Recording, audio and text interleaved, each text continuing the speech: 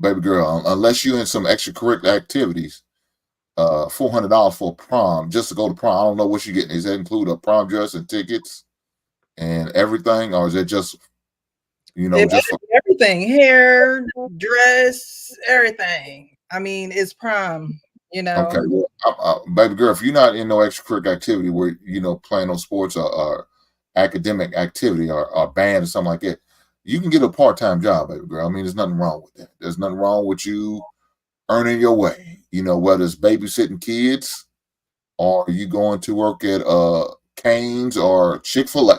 I heard they both paying good.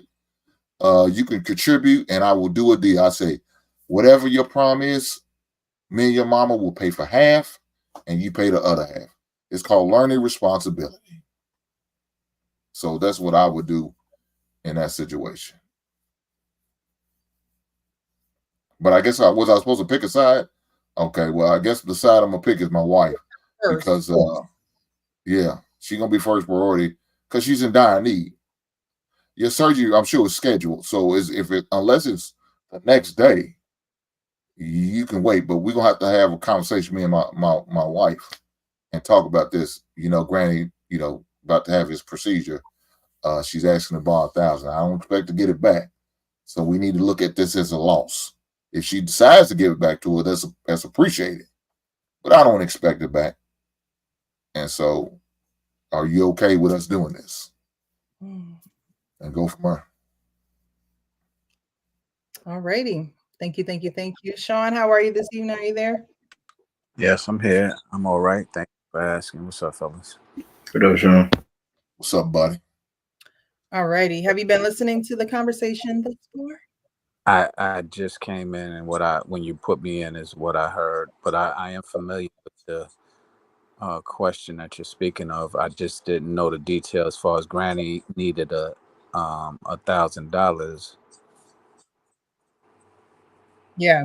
So Granny needed Granny needed snack money. I'm just kidding. Hey Graham, hey, But that's you what have I but and my answer you need immediately, your money. yeah, my answer was immediately Granny, because that's the least the least one, which one would you do first was the question.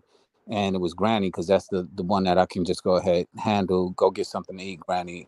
And then the rest of them were a little bit more in depth, as far as my wife's surgery and my daughter. Those two will have to go. My wife is first, and then my daughter's prom second. But Granny wasn't even really a factor. That's why I put her first and just handle her, get her something to eat. She needed a little change to eat. Here you go, Granny. That ain't gonna hurt my bank, or hurt our bank. To Hank's point. So I was like, all right, cool. Here, now let's think about the bigger things. But if Granny needed $1,000, that's why I thought y'all it might have been said. Then that's a whole different conversation. Okay, so let's go back a little bit. So Granny needed a few dollars so she could get some food. His spouse lost her wallet, and she asked him if he could cash app her 25 or $200 until Friday, excuse me. His mother is having surgery for her heart, and she asked him to lend her $1,000 because insurance won't pay, and then daughter needed $400 for prom. So it's his mother who needed the $1,000 for heart surgery. His spouse lost her wallet and needs $200 till Friday. So then, with that being said, in that order that you said it, is still appropriate. Head off, Granny. Go get something to eat. Give my wife the $200 to whatchamacallit, till next week. The mother, I'm going to speak to how we can get up this $1,000 to get you for your surgery. Get more details in reference to when you need it, because like he said, it probably isn't something that's sudden. It's probably something that will have time to accumulate. And if she just needed till Friday, I could speak with my wife and we could say, "Hey, mom is in need. What you got on it? This is what I can get, or what I have saved, and then I know it's our savings. Can we do it comfortably?" Is the question that will be answered. And the prom is really the last of my concern. It's like, yo, like Hank just said, you get a job. I understand the importance it is to you, but it's with all of the other factors being your grandmother's surgery, which is really the main thing, it's really not as critical as you might make it out to be, regardless of how you feel. So I would be like, all right, how are we going to take care? Matter of fact, go get the job so we can help grandma out is what I'll be leaning more towards in the prom if we didn't have it to help grandma out. Okay, so you're saying that you would help grandma first, then mom, or did you change it to mom? No. I said grand. I know what you said. I said, Granny, here's your little chunk, your little change to get something to eat. You're taken care of. Then I'll go to my wife. She need $200 till Friday. Cash app her that immediately. Here you go, baby. And when my wife get home, we're talking about mom who needs the surgery and who needs the most money, which is $1,000. And I'm like, all right, yo, how are we gonna get this 1,000? Do we have this 1,000? Whatever the case may be, we're discussing that as a family and trying to determine how we could be beneficial there. And then the prom is the last of my concerns because that's one down the line, probably $400. Your prom dress, okay, we'll get that. Let's work on Let's work on whoever need to go in the hospital. I think that was a mother-in-law or grandma to my daughter. That's who I was talking, grandma. That's let's go help out granny to my daughter. Yo, you go get a job because if we need it collectively to help grandma to get her surgery, then as a family we're gonna come together and get those funds for her, and then your prom will come. So priority in that order that you laid it out in. Okay. Now, as far as granny and I'm going back to this because of course you said, you would ask your wife, hey, what can we do? And, how much can we afford to help out? What happens, I believe there's a cycle that continues because when granny don't have the sons or the sons can't produce, then what happens to granny? What exactly happens? Who helps her? Who then comes to her rescue, or who then picks up that tab that she may need picked up? Who would she run to? Would that be the state? How does she then get help? Uh, Good question, and I guess we can assume, but there could be other siblings, there could be other relatives, there can be government help. There's a lot of different options that can possibly be available. But Mhm. let's just say if we don't have it, we don't have it, Right. and if we don't have it, then we have to explore those options anyway, and that's when we still put our heads together to figure out how we might be able to get it, whether it be through our pool of resourceful friends, whether it be through government and us finding the right agencies that can possibly help us out. If it's through getting another job within our immediate family to try and offset what she can't afford. I mean, if we're not available, it still needs to get done and um, available financially. It still needs to get done. So I would say we still have a lot of work to do ahead of us, which is trying to help out the community, which is our family. And I'm only asking just because there are a lot of women who do not want to get married. There are a lot of we talk about this all the time, right? There are women who still want to get married. I'm one of them. But there are women who don't want to get married. So it's like when you get old, who is going to take care of you? Seekingarrangements.com. Oh, that has to be something that women consider. You know what I mean? Because certain phases only last but so long. And then you do come to a point where, you will have to lean on other people. And you may have to lean on them more than they would like you to lean on them.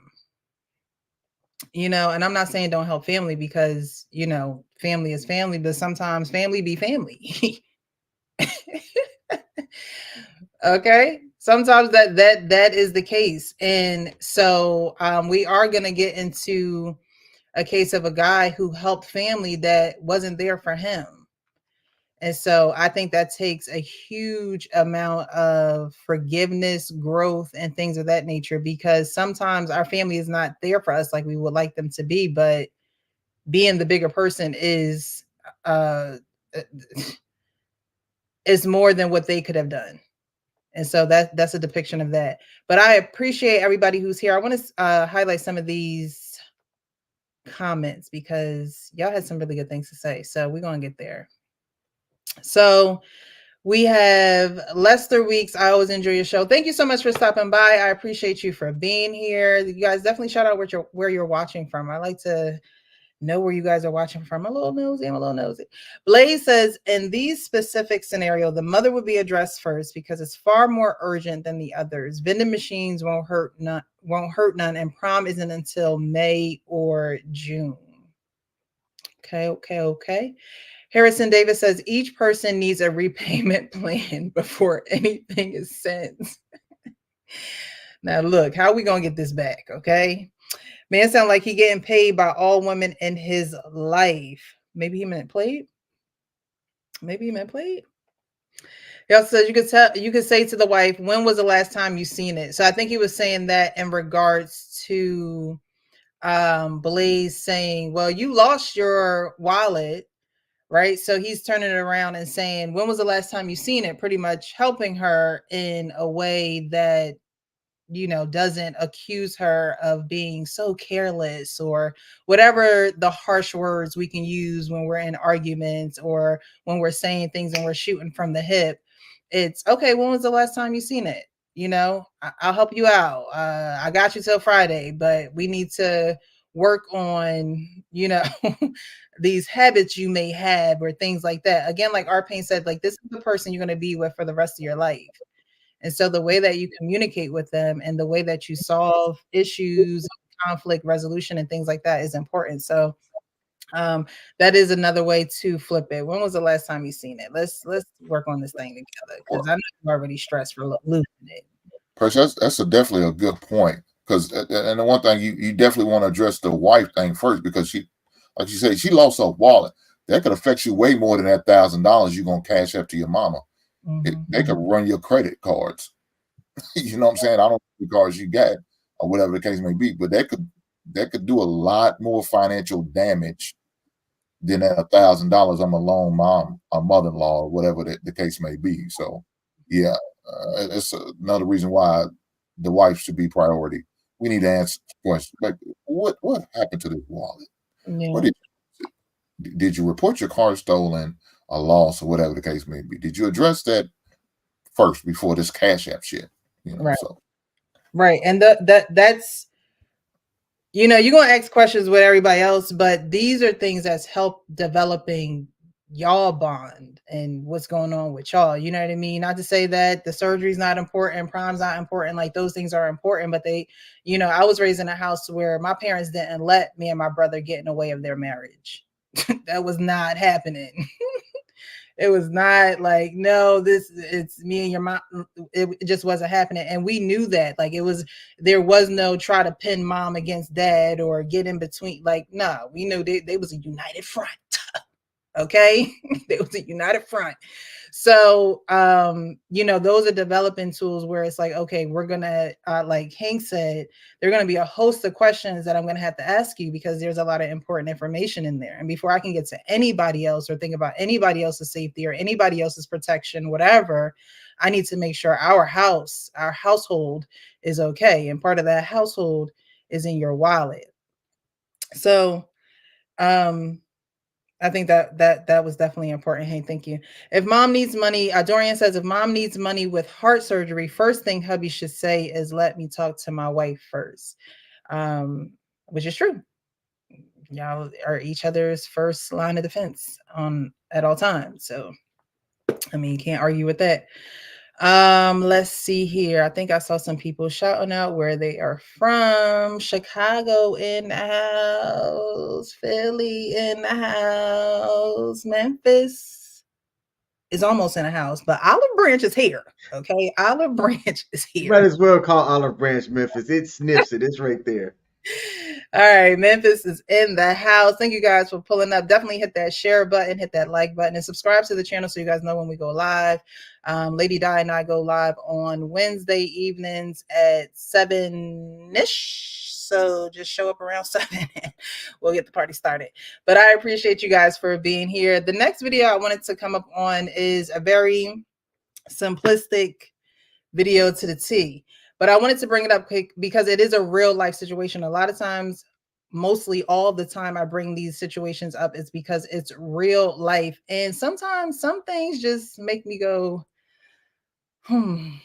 Are you single? Yeah, of course.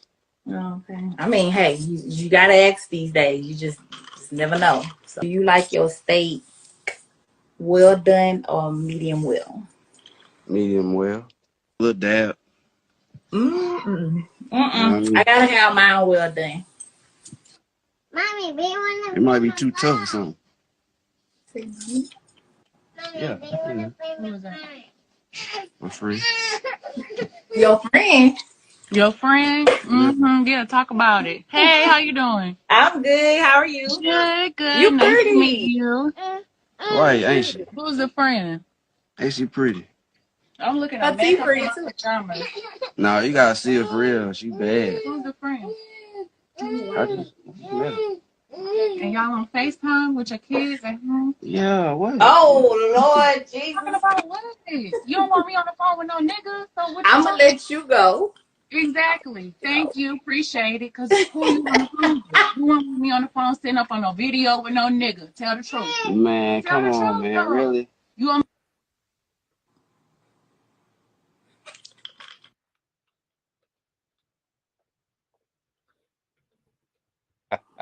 why?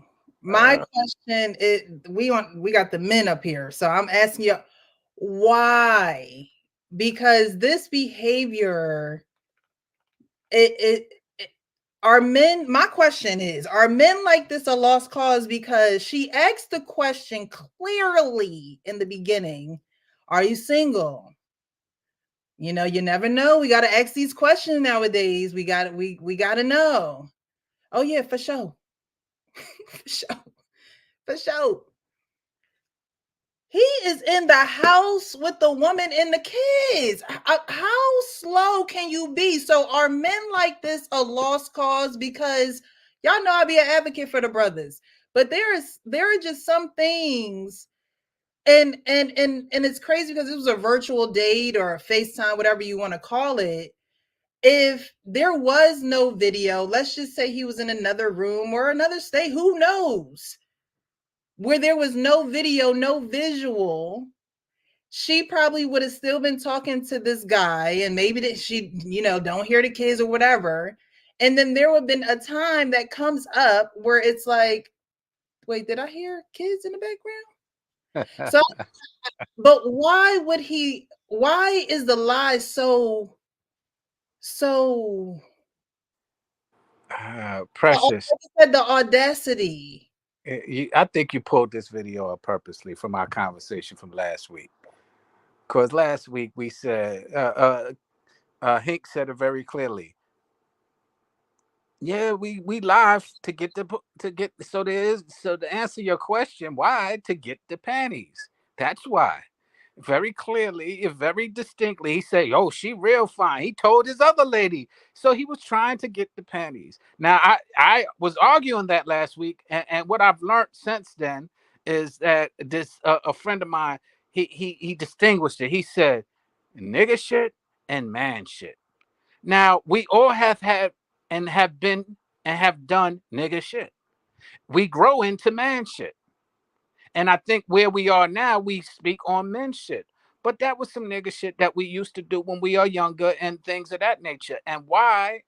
There is no reason why. The reason why is because we just want what we want, how we want it. Period. I applaud that lady for doing the right thing. She didn't continue to listen to that dude mess. She immediately was like, wait, hold up. What's going on? And you know what? I'm done. I'm out. Ladies, if you catch any guy trying this foolishness, don't get that man time. All right. Like they're those type of guys like that. I would have no problems if they just jumped off a bridge. Ooh. All of them can just line up and get to a bridge and jump off the bridge, and they be doing the world a favor. Oh Be doing my the world a favor. I can't stand fraudulent ass ninjas like men like that. Jesus. So who gonna be there for the hoes? They'll course correct. Precious, it's all right. They'll course correct. What was egregious is a norm. You understand? We have too many of those situations prevalent, and that's like hood love, and it's so dysfunctional. It's so out of order. There's no structure, and he's emboldened. If he did that with that lady on FaceTime, you think that's the first time he did that? Your percentages say no. He lacks respect for his children. He lacks respect for his child's mother. He lacks respect for himself. And he wishes to promote. There was something I said before that was challenged regarding Ray Ray and Pookie's many episodes ago. They wish to give you the cancer that they have, and they have no problem, like a bull in the china shop, moving on relationship to relationship, doing the same thing. What sane man brings 2 hefty bags of trash to a woman that's looking for a relationship? Before you do that, I'm not going to go as far as tell someone to jump off a bridge, but like when you're a sex offender, you should be registered in every state when you're a Pookie or a Ray Ray of that sort. As soon as you hit that state line, whoop, whoop, whoop, yeah, you. So is it my turn? Listen, man, I can't believe you guys, man. This guy is no worse than the average chick that goes on Kendra G's show. He's no worse than the average chick that goes on Kendra G's show. That's so true. They can jump too. Wait, hold on for a second. You They know, can jump this too. guy, go ahead, say what you gonna say. Listen, I all was I'm just saying saying they is- can jump too. well, okay, well, what I'm trying to say is this dude in no way, I mean, listen, Precious had to go down to the archives of hell to find this dude, okay? The average black man doesn't do stuff like this, and he's just showing you how he disrespects the woman he's with and the baby that he has, and to even actually get online with somebody else. I mean, that's Kendra G in reverse all the time. I mean, how many times she got girls on there with 17 kids and the guy's still in the house looking for a date? All I'm just trying to say is, listen, this guy might be ratchet, he might be lowbrow and all that kind of stuff, which he is, but let's not put some blanket indictment on the brothers because of one jerk that we found a video of, even though we know that there's a certain percentage of men just like that. But we don't, listen, I'm going to give one for the guys. I'm giving one for the guys. This guy is no way indicative of how men are. And men who cheat, they cheat, but they're a little bit more stealthy than that. So who put the blanket This in guy's an diapers? aberration. Here I come to save the day. That Yeah. means Who that put the blanket indictment? I'm standing up for the brothers. Not that guy, but Captain Saver, bro. That's Captain why Saver, bro. are men like this a lost cause? Because you know, oh, yeah, he's a lost cause. right? I'm literally talking about, you know, that group of men, because some men never grow out of that. Some men don't have mentors. Some men don't have men who teach them and, you know, build them into better men. And, you know, males are born, but men are made. I agree with that. So, and like I said, is he a lost cause? Because when is he ever going to make up in his mind that he needs to do better for the community, which includes his children. We're not talking about, you know, other people kids. We talk about his kids. So then that cycle repeats. If he has a son, now is his son going to turn the other cheek and be like one of these videos that I'm going to show, or is he going to continue to do what his father does? And the daughters, are they going to see a constant, stable man in the house? What that looks like? You know what I mean? So I do. What's to come, and this day and age with social media being what it is. I mean, if you feel that comfortable lying to a woman and you have another woman in the house, I'm not saying that majority of men do it, but I'm saying in this new age of young men, they will lie to you right over a computer screen because they're not experiencing that real life interaction with women, or maybe they just don't know how to interact with women, or maybe they just don't have any examples. But there are young men who play those games and they never grow out of it. I agree with you. And what I'm saying is that all the stuff you say is correct. But when we're on these panels, I have to say that this guy is an absolute aberration. And he's not about lying, but this blatancy, this guy, there's no way path forward for this guy because he's stupid. Mm-hmm. And I have issues with depicting black men as this guy, you know, because people will extrapolate that this is what you can expect from black men who are cheating. And I don't agree with that. I think that this guy was an extreme case. Just like the people on Kendra G's show come up and say, I got 6 baby daddies and I want you to be the 7th. And I want you to make 6 figures. You know, so all I'm just trying to say is just, you know, I'm not going to jump in the pool and try to save this guy, but I don't identify with him at all. That's part of the our pain you just did. If you say so. I don't think you said it's an aberration. Words mean things. Yeah, he's an aberration. Really? Yes, he's not the norm. Even with men who lie to women, in some shape, form, or fashion, don't lie like that. So did we say macro or micro? Because you use certain words well, we left that for the wide open. I mean, you know, Precious set the table for how she won. What I'm saying is when you throw a man up there like this, you know, I can see a bunch of sisters saying, yeah, that's how they act. In the back, in the chat. Yeah, but we all don't act like that. I think people extrapolate shit that they see on YouTube. I do. I mean, the dude in that video is a low quality Derrick Jackson. That's essentially identified to him only. That's essentially what Derrick Jackson did as well. He could have been anybody. But when you put a black skin on him, people extrapolate that to say you could expect that from the typical black man. I don't agree. Because when we have these conversations, the script this is me being triggered. This is me being triggered. Yeah. And how you feel as though, not you, but those who watch, you know, this is the typical woman. You know what I mean? So we what's good for the goose is good for the gander when it comes to certain behaviors. We're not saying all women or all men or you know, everyone, but when those behaviors are in the community, we can't have a blind eye and say, well, most men aren't like this, so we're not even going to address the issue because everybody's not like this.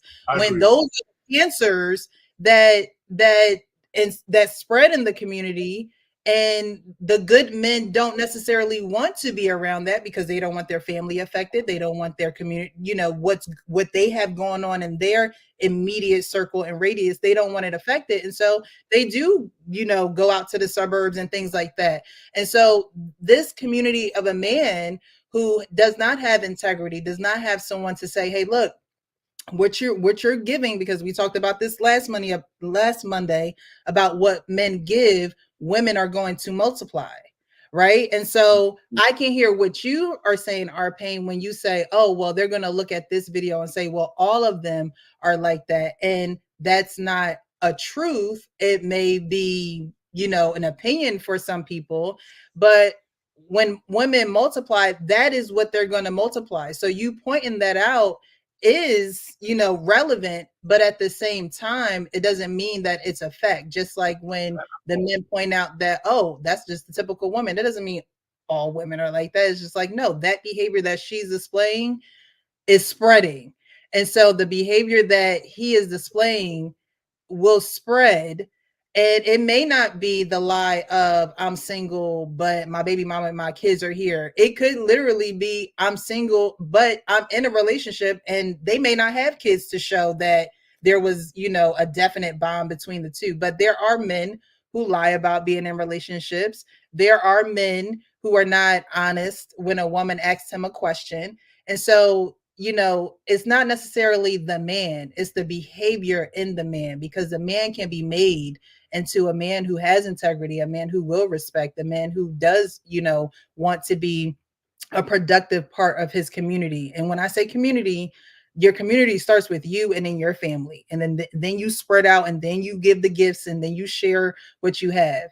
But there are men that have this behavior. And so, you know, I'm never going to attack the man, but the behavior in the man can be changed. And so since we have this men's panel, you know, I appreciate everybody's perspective. And I think Sean was going to go, and I apologize because I think I cut him off.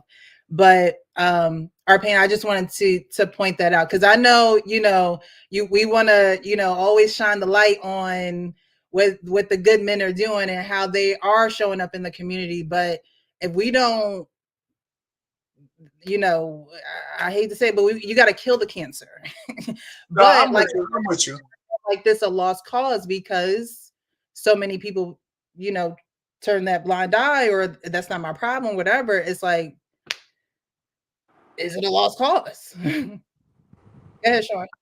All I was doing was relinquishing my cape of Captain Saver Aho to my Captain Saver bro over there, and so that he can soar through these wild blue yonders, saving these men. But because I mean, that's the point that I made last week, and I think we need to. It's not about not holding a woman responsible for when she does things that are similar.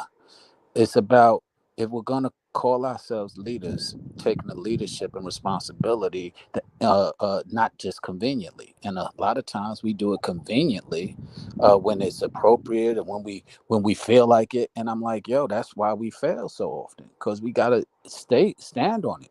If we're going to be leaders, then we got to change our ways. We got to check men like that. We got to be able to say, yo, that ain't cool. That's some F-boy stuff.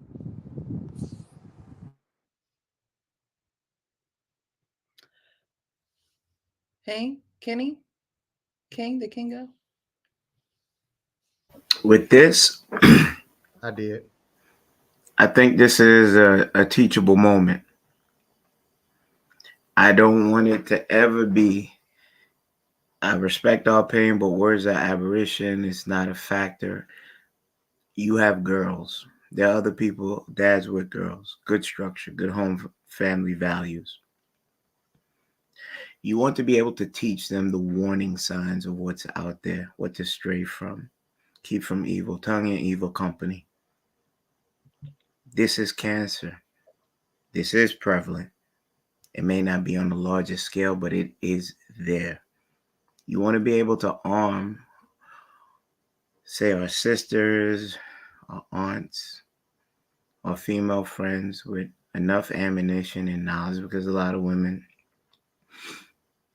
are like lemmings and they lack certain abilities to read the room, and they could be in a situation where they thought they found something good, and then once you peel it off, it was rotten. This man actually showed to us how he could disrespect his child's mother and his child, act like they're not in the room, bold-faced lie to someone else he wanted to be a vampire to. This has to be taught. We can't use words. like Apparition, we have a responsibility on this panel. We could joke and laugh, but certain things are very serious until it hits your home. It's in your house. Then you're taking care of kids that were made by decisions that shouldn't have been made. Now I land my plane right there. Well, look, I know in this situation, this dude ain't got no respect for that woman. None at all. I mean, it shows to do that right there in the same home that she's in with the, you know, look, the kid, and no, there's nothing wrong with that. You know, single parents going to date. If you're single, got kids, you're going to date. That's not an issue. The issue is that you have a whole woman there that she more likely they probably live together, and he's doing all that just right there. You know, if you're going to do all that, be discreet about it. He's not even trying. That just shows no respect for her. He doesn't care. And then she called him on his bullshit by saying, well, you wouldn't like it if I was talking to some other dude. No, he wouldn't. No, he would probably ready to fight her and the dude. So everything about that was bad, but she needs to leave. I'm surprised she was as calm as she was and laughed it off as she was. She probably should have laid hands on him. She probably should throw some of them Al Green hot grits on his ass. Truth be told, he had no respect for your ass at all. At all. That's crazy. So, yeah, she probably need to leave him right there on the spot while he was on there. Oh, okay, so you're doing, and you know what? And her all this, she should have been packing her goddamn clothes up while he was online enjoying himself, yucking it up. Yeah, she should have been packing her and them kids' clothes and getting up through. He ain't got no respect for you, man. None at all. So, Jason Wright, he didn't even flinch when she came in. Who are you talking to, my friend? Listen, they ain't together, man. She's just his baby mama, and she's there for the night. You know, whatever. I mean, that kind of respect means that her calm demeanor was completely anti-hyena, right? I mean, she seemed like she's seen that before. And it's the only thing she said is, you wouldn't like it if I did it, regardless of our relationship. And she was right. That even if they didn't have a close relationship, he wouldn't want her to disrespect her like that. So she is correct in that manner. But I don't think they're that close. Because most women, especially, I don't want to say especially black women, most women wouldn't accept anything like that. And her reaction kind of gives you insight to how they deal with each other. Because she was calm as a cucumber. Here I come. Listen, the guy's ratchet, okay? I'm just trying to say the situation, I mean, this is an extreme case. And listen, are you single? Brother. Go ahead. Hold on, I'll play it one more time, okay? Because I mean, the first question right off the bat, are you single? What's up? So, are you single? Yeah, of course. I mean, hey, you gotta ask these days. You just never know. So, do you like your steak well done or medium well? Medium well. Little dab. I gotta have mine well done. Mommy, It might be too tough or something. Not bad. My friend. Your friend? Your friend? Mm-hmm. Yeah, talk about it. Hey, how you doing? I'm good. How are you? Good, good. You nice pretty. to meet you. Right, ain't she? Who's the friend? Ain't she pretty? And they gonna say, ain't she pretty? You lie. But man. On this side now, ain't she pretty? Yo, can I have my cake back, Payne? Give me my cake back. Tea pretty too. No, you gotta see it for real. Then got old girl in an uncomfortable conversation, compromising the situation. Oh, her tea pretty. It's like, what do you say? You know? She bad. Who's the friend? I just met her. Poor baby. And y'all on FaceTime with your kids at home? Yeah, what? Oh Lord Jesus. Talking about what? You don't want me on the phone with no nigga. So what? I'm gonna let you go. Exactly. Thank you. Appreciate it. Cause who you on the phone with? Because this ain't the first time, but we gonna get to that, sis. Thank you for dismissing yourself. You want me on the phone sitting up on no video with no nigga. Tell the truth. Man, Tell come the on, truth, man. though. Really? You want Oh my God. I applaud the sister there. She was cool as a cucumber. I just received. I just got new information about that. Hey, there wasn't nothing cool about it. She was about to get ratchet. She just cut the camera off. That's why you didn't see it. Well, yeah, but you extrapolated. We didn't see it. That situation's more than just a baby mama. Because when she threw that in his face, talking about, you wouldn't like it if I get a man and how he's dressed. Come on, man.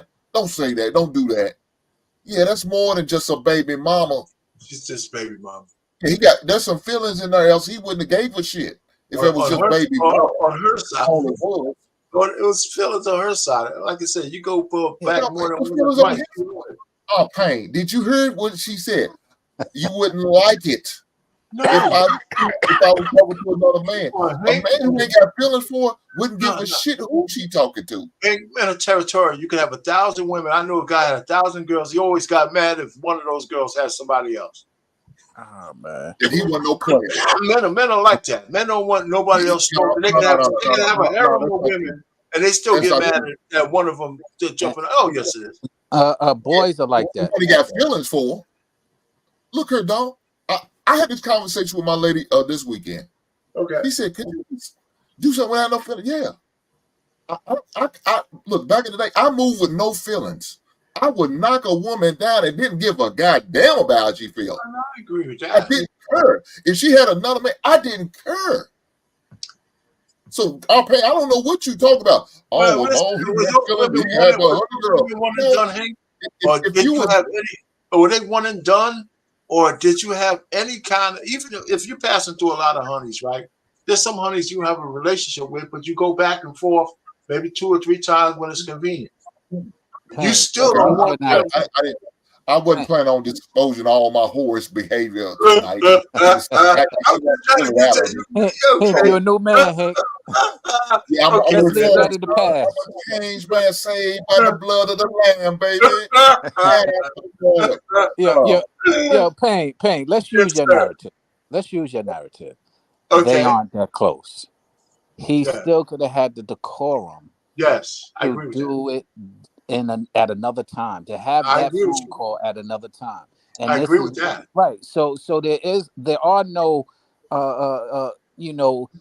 I don't see anything to give him credit for.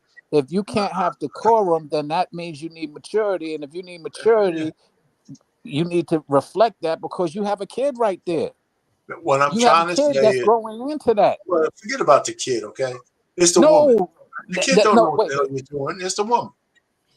It's the woman that you're talking about. You want him to protect the feelings of the chick, which is okay, because the kid don't know what the hell's going on. But the kid don't know now.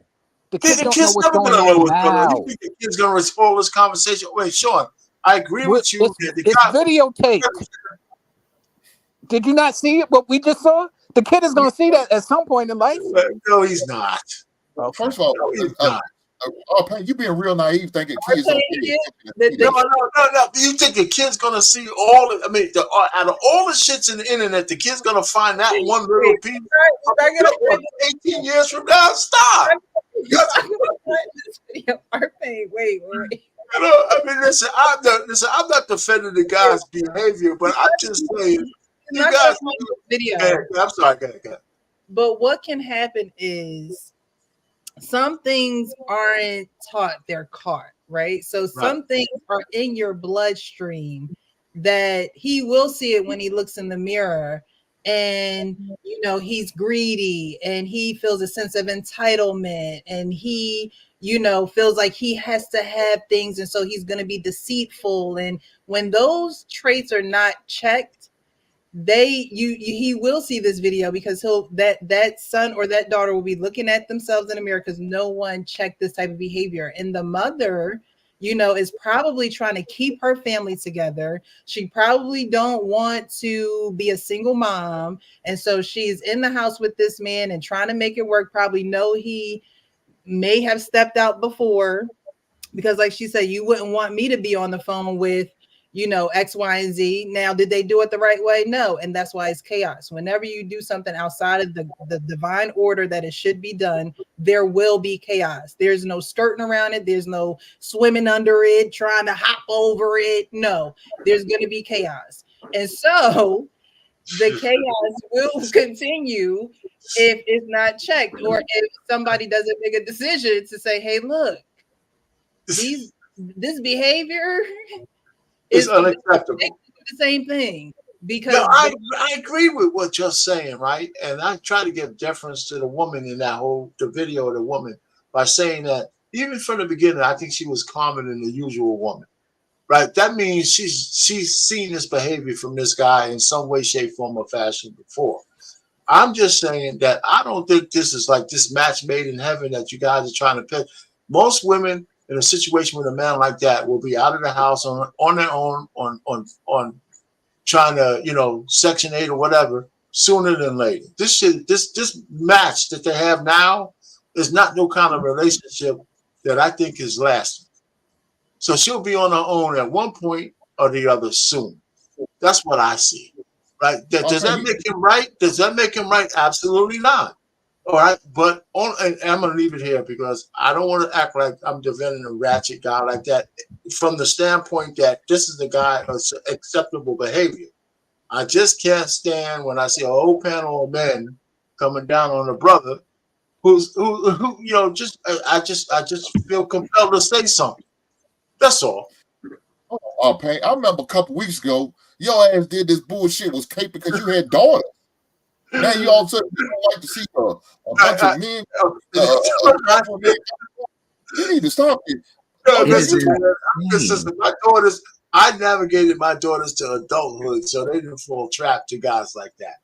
Now that they're grown women, I can't stop what they're doing. Let me just say real quick, I'm gonna land it here, right? I'm gonna land it right here. You supposed to land it an hour ago. Come on, Payne. Okay.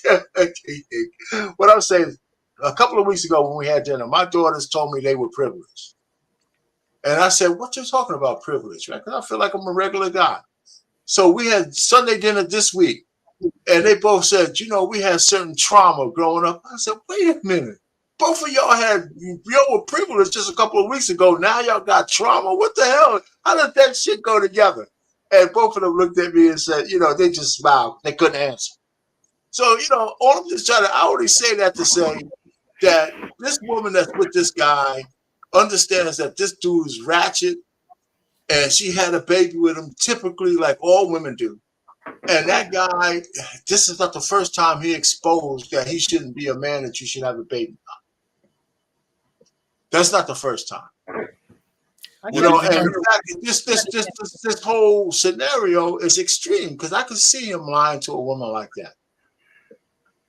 And that doesn't make it right, but he's not, to me, I think he's just ratchet. Let's put it that way. But I think we're trying to make blanket statements that men lie to get the box. These days, you don't necessarily have to lie to get the box. It's free and it's out there. Are you mad? Are you insane? Yeah, men will tell you a white lie, short lie, left lie. The greatest wars in this world were fought over. Let me tell you, women expect that shit, bro. Kenneth, I had a woman back in the day when I used to be. I wasn't even that. She was landing, man. God damn. I had a woman told me, "Listen, I like you to tell me the truth, but don't be so truthful." Payne, don't be so truthful. I ain't landing shit. Okay, I got you, Payne. I see what's going on here. Listen, I'm on this panel. I'm on this panel. And I'm giving a spoonful of bitters to certain women. I should be able to give it to men as well. Okay. In my opinion, I believe he's not done this before, but he's done it multiple times. Yes. In my opinion, she heard him on that live and brought the kid in there to make an example. And he could care less about what she thought.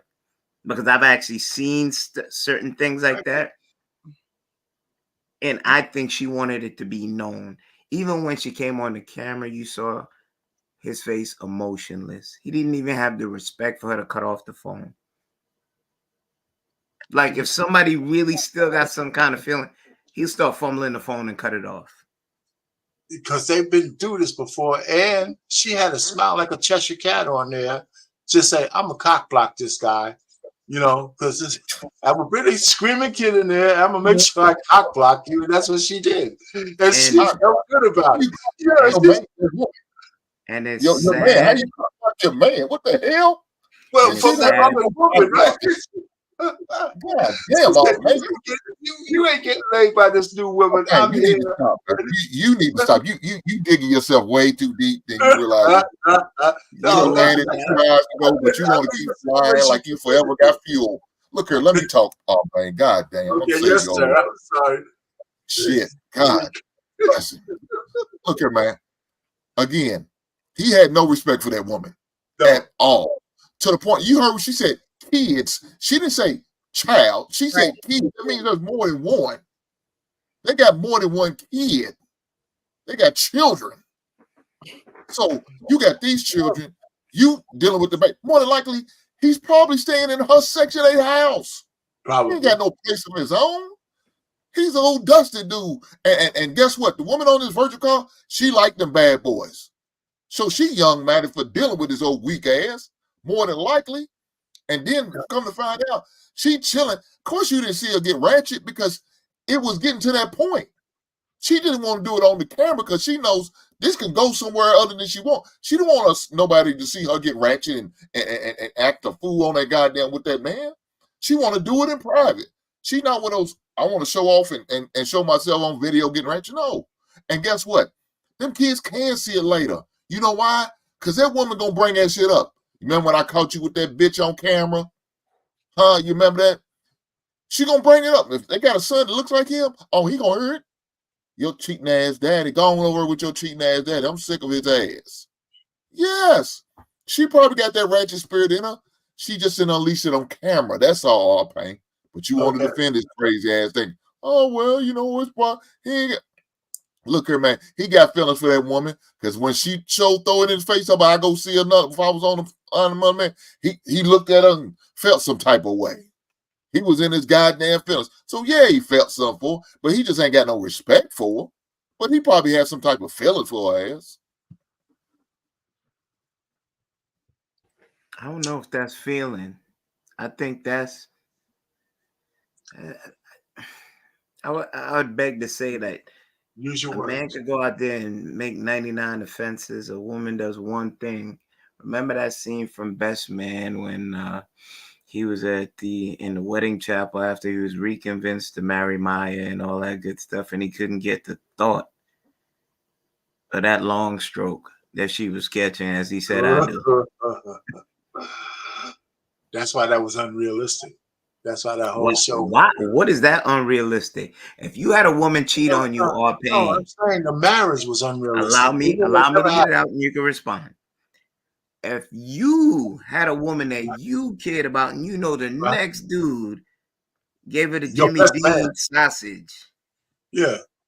I don't care what you say. One part of your mind is gonna be like, you're gonna be, oh my God, somebody was in my woman. That's why the marriage was unrealistic. I would have never married her. I would have never married my wife if the best man banged her out the night before. I would have never married her. No permission in the world. Wait, the what guy night banged before? her, whatever night it was, his best man banged her. That happened in college. It don't matter, man. No, it didn't happen in college or whatever happened. It doesn't matter. It's when it happened. They had were it in college. Then, and she was his girl even back then. So it doesn't matter. They wasn't together back then. Yes, they were together. No, they wasn't. When he banged her out, they wasn't boyfriend and girlfriend. They started dating in college. Yeah, they wasn't together. You got to based on the book. They had broken up, and she came to him for comfort. She had the intent. So they were boyfriend and girlfriend then. You got to hear it. She had she had broken up with him. She used him His because he was best friend cheating. has the Yeah, but intent to get the back. fact She that got her they lick back. yeah, listen, the fact that they were going together before, and this is your best. Let me tell you, how many guys bang out their best buddy's girlfriend? That's like almost taboo. It's taboo, right? That's any girl in the world. You ain't gonna fool around with your best buddy's girl, even after they break up. But it has happened. Of course, it has happened. Well, I'm just trying to say, you never feel right about your buddy, and he doesn't feel that right about you ever again after you bang out his girlfriend that you know that was his ace boom cool, and whatever reason why they broke up. Every other woman out there is fair game, but you bust out his old chick that he loved, you'll never have the same kind of relationship again. Never. Well, Pain, I had given an example when I first started coming on the Lapeef panel. Yes, About sir. my first love. Her name was Margaret. None the wiser, head over heels, butterfly. She walked in the room, roses fell from the skies. That young, tender love joint. One day, like any other day, she came in crying to me. I said, "What are you crying about?" Distressed. She said, "There's something I have to tell you. I don't care what you do to me. Slap me, beat me, do whatever, but I have to tell this to you because you've been so good to me." She said, "I went back and I slept with my ex. I don't know why I did it, but I did it. I was 26. Heart broke. I stopped talking to her. It took me a year to go see her. She was pregnant. If I could have forgiven her,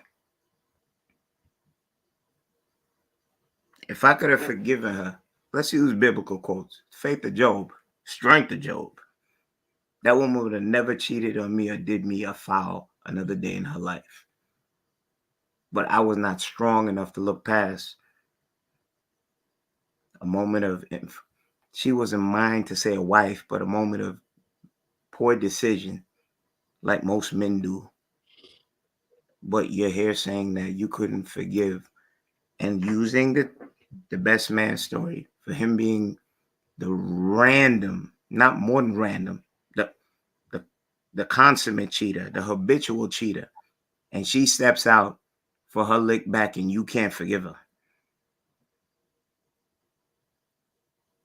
That don't even sound fair, but we're not in a fair world, right? But this goes back to she lost her love, her self-esteem to the point where she's dragging her kids on the phone to keep her child's father off of FaceTime with other women. You championed his cause, but sometimes we gotta stomach some of the stuff that we do to women, and I'm not pandering. No, I'm not gonna call you that. I'm not gonna call you that. And this is a case in point. I've known many women that lowered their esteem just to keep something in their life, even if it wasn't good for them. And this is one case. I land right there. Well, let me listen. This is a good conversation because there's another way that scenario with the girl that you should have forgave is that if you forgave her, the triggers that made her go to her ex-boyfriend are still there. So maybe not a year, maybe not 2 years, maybe some other time, she's busting it out for that guy again. So the truth of the matter is, women are like the things that make them fall for guys, the alpha guy that they never can forget. There are women that she could have a whole full life, but that one guy who hit her right, not just by the sex, but who connects with her right, he probably has access to her for just out of the clear blue. There's some guys with women where they have access no matter what else she's doing. She'll take that chance. If you put him in the same room, he's knocking it out. Okay, so so all I'm just trying to say is that if you discover a woman who might have a proclivity for a certain man, I had a girlfriend who was a single mother. 5 years after her husband left her, she's still talking about him on a regular basis. So I'm saying, shit, man, this guy could come in no matter what we do together and bang that shit out because she can't get him out of her mind. That's all I thought about. So I said, we can't work. So listen, you guys can take it any way you want, right? And I mean, listen, I don't want to get too personal about my own situation. I mean, because listen, I mean, reflecting on my life based on these YouTube streets with the women, I didn't do that bad. I didn't do that bad, man. Shit, I can fucking write a book. You know, so I mean, listen, all I'm just trying to say is, man, I think that let's move on. I'm sorry that I sound like I'm protecting this guy. He's a loser, he's wrong, but I just wanted to make sure that this guy is not the typical black man. Real quick. You're entitled to your opinion and your POV. Right. As for your rebuttal on what I said, it's not a rebuttal. I would smoke a bag of what you said if that woman never told me what she did. I would have never been the wiser. Right. And with growth, 26, I wasn't a man. I just learned how to pee straight. At 26? Was that Arrested Development? What are you talking about? You don't. At 26, you had it all together? Yeah, pretty much. I knew what I wanted to do when I was 24 years old. And earlier.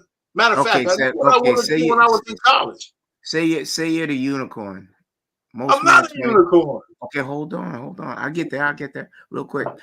So at most men at 26 got it all together? No, I didn't say that. So that make you an anomaly, right?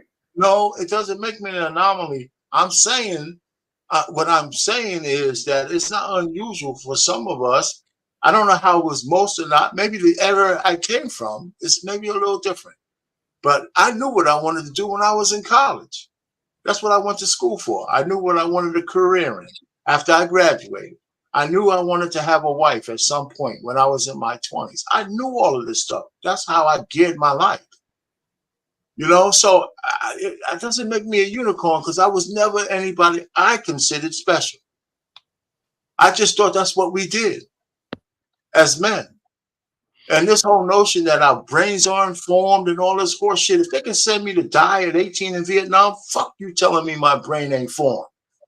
You know, so I'm saying, listen, all I'm just trying to say is that you're a man when you decide that you're responsible for your own life.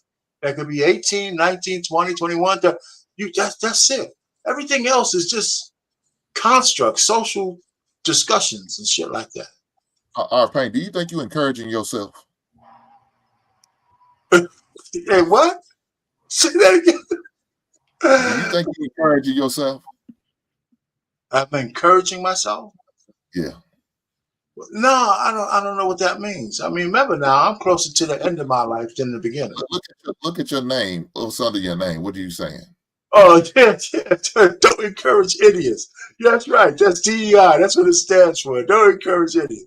So, yeah, sometimes I could probably be an idiot, but intelligent. I think that sometimes, that's why I like having this panel. And I must say, a lot of people enjoy this panel. And I believe it's because of the different personalities, the different perspectives. I mean, we got a baby boomer, we got some millennials, we mix it up. Everybody has a different perspective. But what I was going to say to what R. Payne said, he said something that was really profound about certain things being constructs in our society, right? So a man is a man when he decides to be a man. And what you said was you knew what you wanted. I think that that's the issue with men that are in videos like that. You don't know what you want. You're teeter-tottering, you're hot, you're cold, you're not picking a side, you're not, really handling your responsibility to the best of your ability. You're giving your bare minimum. You're not being respectful. You're not really producing in your community. And so things around you really aren't going to thrive because you are the source of what's going on in that community. And if you're looking for a woman to do that, then you're really not going to get that far, in my opinion. You're not going to get that far because I always say this, men, you are the creators of your own universe. So if you're letting a woman come in and tell you what to do, how to do it, when to do it, who to do it with, and all that other good stuff, because she did come in and she said, who you on the phone with and X, Y, and Z. But again, she's telling him what to do, and they're not even married. Like, they're not even in a situation where they have exchanged vows and a covenant with each other. So they you know, it's almost like play possession. You know, it's like, oh, well, you know, I wouldn't want you to do this. You won't. Well, why neither one of y'all come in? Because there is no foundation. There is no firm foundation with him. And so as long as he continues to, you know, and not only just him, because we got to talk to the women too. What you allow will continue. What you allow will continue. You had one baby with him. You knew how he was. You got another baby with him. You know how it is. When you shut it down, you got to shut it down. I think us as women, we hold the door open, we crack the door. You could come back in. I think this time it ain't. I'm done this time. No, I'm not done. We have to close the door. Women have to close the door, because if not, what you allow will continue. So if you don't want that in your life, why are you allowing it in your life? If you know what you want, why are you going after things that don't serve what you want? He lied in the first sentence, right? Then he tried to be back on his baby mom side of things. Yeah, she looked good. Yeah, she looked good. And then he is trying to tell the girl on the phone, like, oh, no, that's you. No, that's it.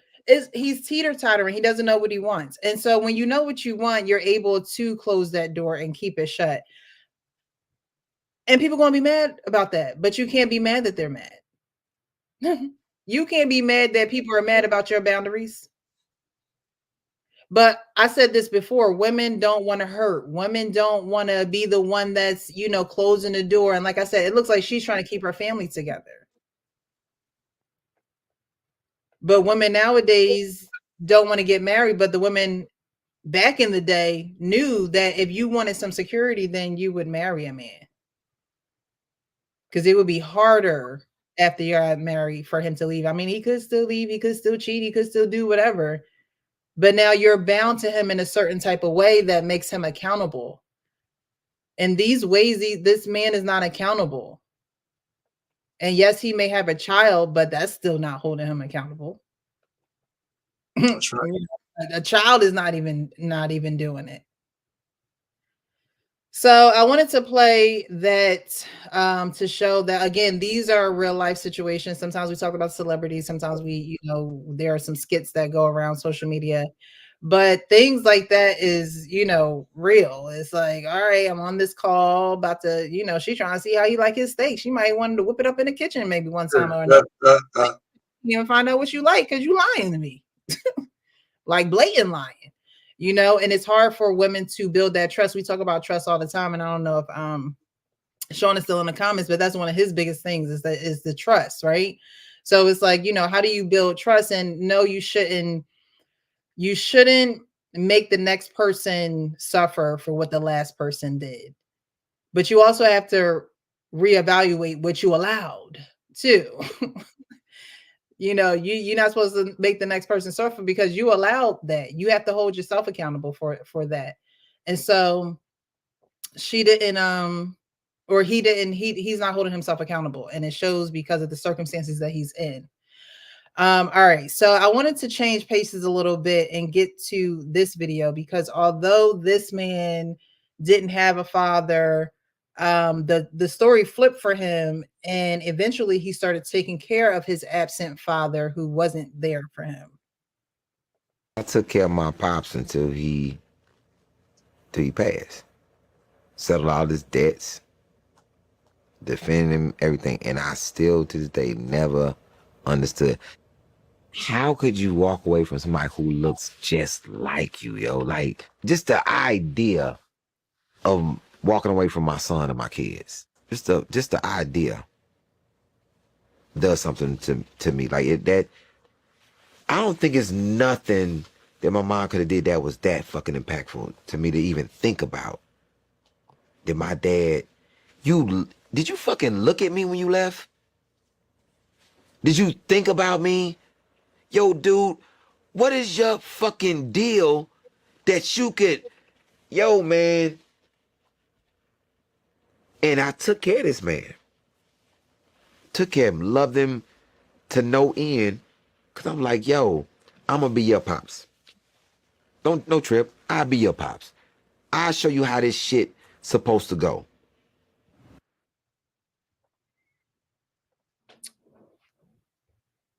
So, could you love and take care of an absent parent to their death? I don't know how his father came back into his life, but eventually he did, and he took the responsibility of taking care of him.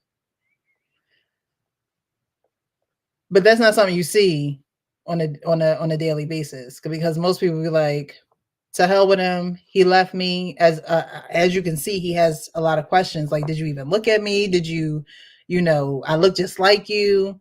It's easy for men to leave because they don't have the bulk of the responsibility, right? Obvious.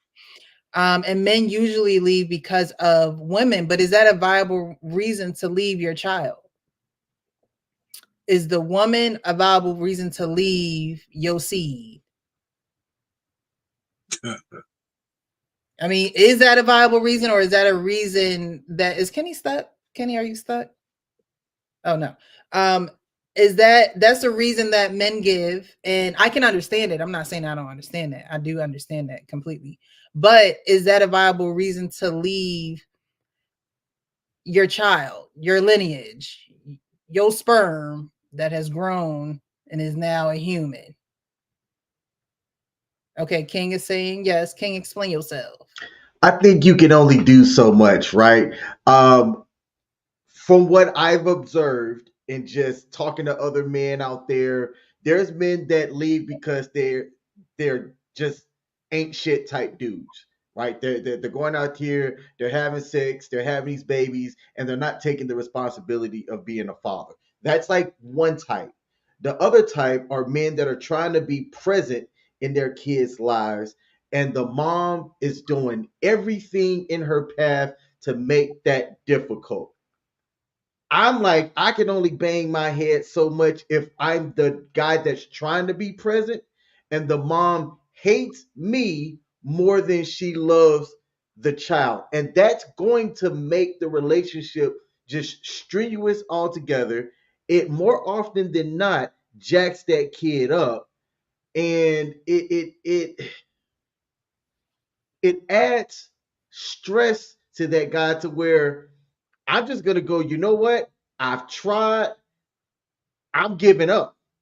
I'm giving up, and I'm walking away, and I am going to uh, uh, and I hate this word, hope that as my kid get older, they can that there's a way that we could be reintroduced into our lives, and maybe just maybe if we're both honest, have that conversation about what went down and why I dipped. I just I'm not going to keep banging my head against the wall trying to see my kid if I have a baby mama terrorist blocking me at every single time. Not doing it. Okay. So I can understand that, or what I'm hearing from what you're saying is that you will get worn down if you're being fought against too much for no reason, or she just got attitude, or she's just trying to be deceitful. there will be a time where it's just like, all right, you got it. I back out. I bow out. That's me. I mean, there are men that are telling other guys, "Hey, you fight for your child no matter what." I'm going to fight up until a certain point. Now, like I said, if one of the parents hate the other parent more than they love the kid, then that's just a dysfunctional relationship. There's only so much you can do. Like the more you're fighting that, right? Especially if you're trying to do it in the family courts, the more you're putting resources and money that could be used to help try to build that kid's future or even build your own, which could shuffle down, to your kid. If you're going to keep taking me to court to try to fight for just to be able to spend time with my kid, eventually I'm just going to say, you know what? I'm out. Hopefully my kid comes to see me when we 18. We can talk about it, chop it up. That's just the way I see it. Okay. Okay. Kenny? The examples were given. I don't have kids, but I can't see walking away from something that came from me that I know without a doubt loves me unconditionally. You can be in a situation with someone that you had a child with and she's driving you at your wit's end. And, before you go and delete everybody in the house or go do something to yourself, because men do get postpartum as well. You leave and find peace because you're not getting peace where you rest your head and you don't have any other means to stay there. You're exhausted. You've exhausted all ways of trying to at least do this amicably, but the complete severing,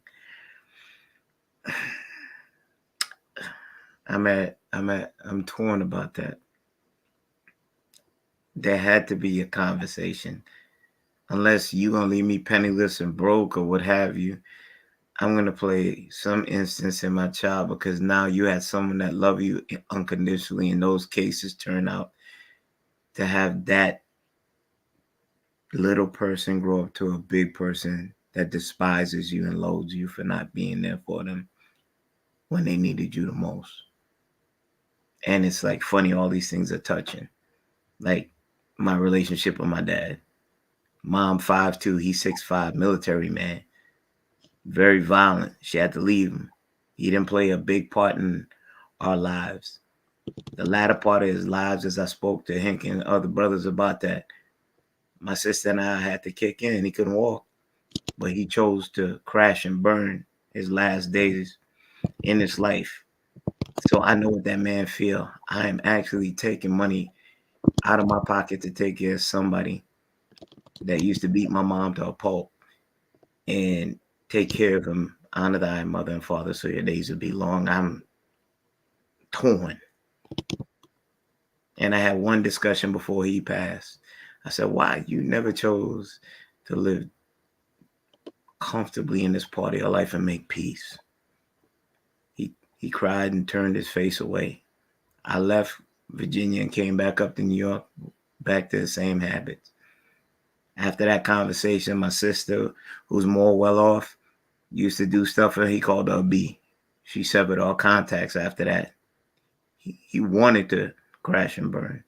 So I'm feeling part of what he's saying, those questions. But guess what? You'll never get answers. You can only try to make peace with yourself after a certain amount of time, or adapt those habits of bitterness, because that can't live in me. I know my dad paid what he owed to this life, and as a son, even though he wasn't a father, I did what I could to give him some kind of comfort before he went. So I get exactly what he's saying. The pain, but at the end of the day, you have to purge. You can only try to be a good man and try to minimize your mistakes and keep this intact. I land there. I agree with Black Lexicon. You need the love of God in you. Because, you know, leave it up to our flesh. Some of us might be behind bars. Some folks' property might be destroyed because, you know, an abandonment wound is a wound that a lot of people don't heal. That is a wound. A lot. It takes a lot of work and a lot of God. And Precious, abandonment wound. Go ahead. There's a story that kind of has gone viral on TikTok between a family sharing what's going on. They called this guy the breakdancing dad, right? White family. The mom and dad divorced when the kid was young. He moved right down the street, got remarried, right, and was still spending time with his daughter. Where his daughter was talking about their life or whatnot, and how her dad was never around, and you know all this and that. And the dad came out and was like, "Hey, time out, hold up. Not only was I around, I live right down the street. I was there for all the milestones. Got my kid off to college. Here's us going to take Disney trips together. What do you mean I wasn't around?" Like the mom, from what the dad was saying, poisoned his daughter's viewpoint on him, even though like they weren't together, yet this man was still in his life and the daughter's fighting that he was. And to your point, yeah, like the kid can get poisoned against a certain parent when there's, you know, lies being told. And there was somebody that said something in the chat. I think it was Dorian, and I hope I said your name right. I apologize if I said it wrong. Said you have to love your child more than you hate or dislike their mother. In an ideal situation, absolutely. I'm not seeing that enough.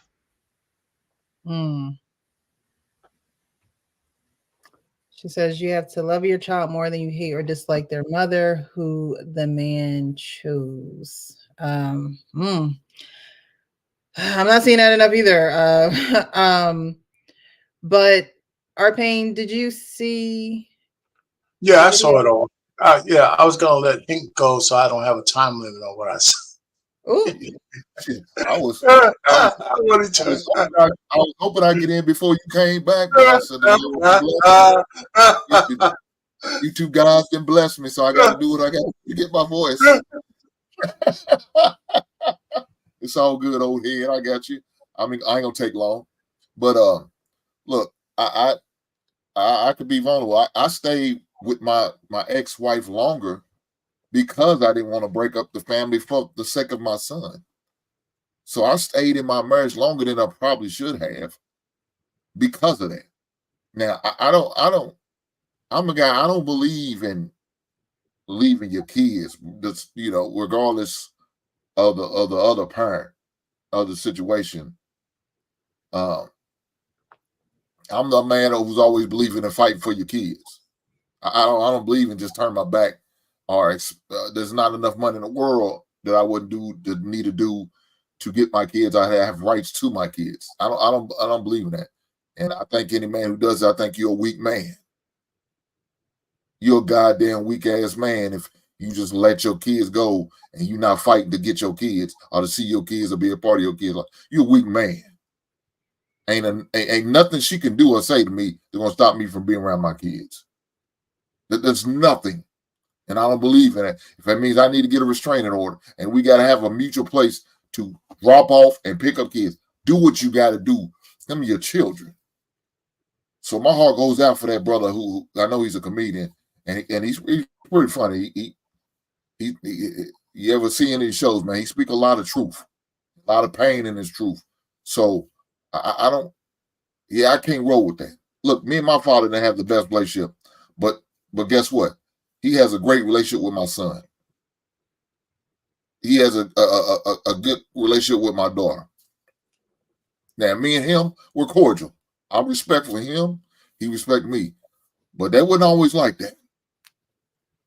He don't have the mindset like I do, fight for kids. That's not the mindset he took. And it's not like he had to fight for me. He just didn't want to do it. Financially, he supported us.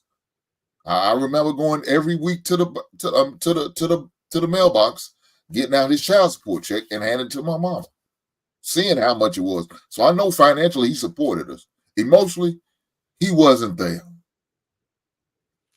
He just wasn't there. Now, I see where he got it from because my grandfather wasn't there for him. He wasn't emotionally there. He was there physically, but emotionally, no, he wasn't there. So I understand where he learned this shit from. He got it honestly. He inherited it because he learned it from his dad. And I assume my grandfather learned it from his father. So I assume that's where that shit came from. I didn't want to be like that. My brother is not like that. We wanted to do something different. We learned from what we experienced and we went through. It's not how we want to be as parents, as fathers. Regardless if I'm with my ex or not. My son's never gonna not know that his father is like. Even with my daughter, same way. She's the whole way in California. I was out there for her prom and her graduation. I said, as long as I got breath in my body and I can financially afford it, I will be there. And I made sure I was there. I was there for a whole week. For both events, I was there for a whole week. Yeah, I cannot relate. I don't forgive any man to my. I know you're going through it though. But if that means you got to get a part-time job to pay your lawyer fees, do what you have to do. Because at the end of the day, your kids need you. And you think you're going through hell. Well, imagine what some of these things that your kids may be going through. Because she may be taking her frustration, anger out on them kids. Lord forbid your son or your daughter look like you. And now that's a constant reminder. Oh, hell no. Do what you got to do. I agree with that. Yeah, all right, Payne. Yeah, the brother who was talking about his father.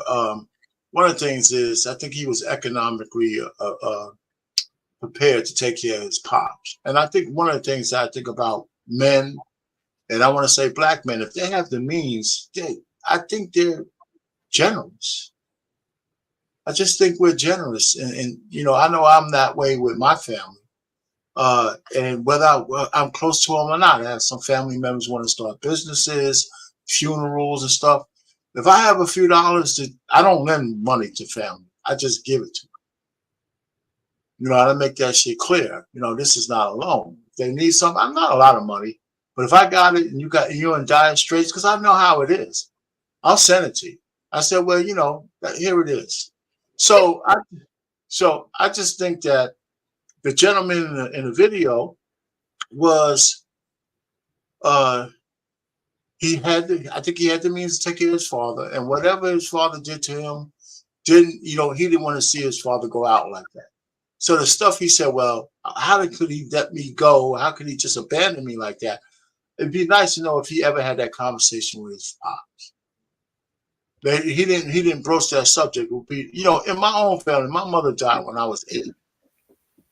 And my father was working 16 hours a day. So my paternal aunt was my guardian, me and my brother. And just to make a long story short, in the end of all that stuff, because my father remarried and all that stuff, I had a brother and sister by that. My older brother had a lot of problems with the fact that we only saw our father maybe once or twice a month. To me, it was like water off my back. I had no issue with it at all. So both of us lived in a house. We're a year apart. My brother was profoundly impacted by that, but I wasn't. I don't know what the factors were, but I didn't need my pops to be around as much as he did. So, but we got closer when my father remarried because now he was a little bit more grounded. He got an apartment down the block, so I was able to see him more often while he had his other 2 kids, which my brother and sister, and I talked to them today.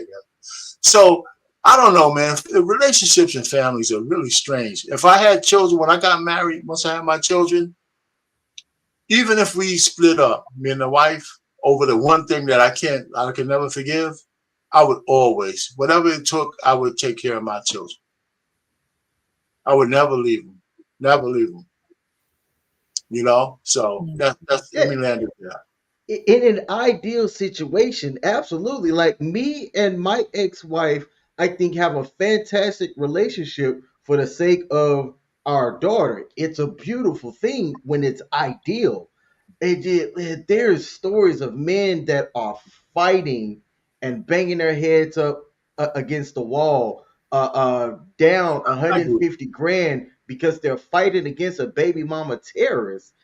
I'm like, at what point do you King, I'm giving up.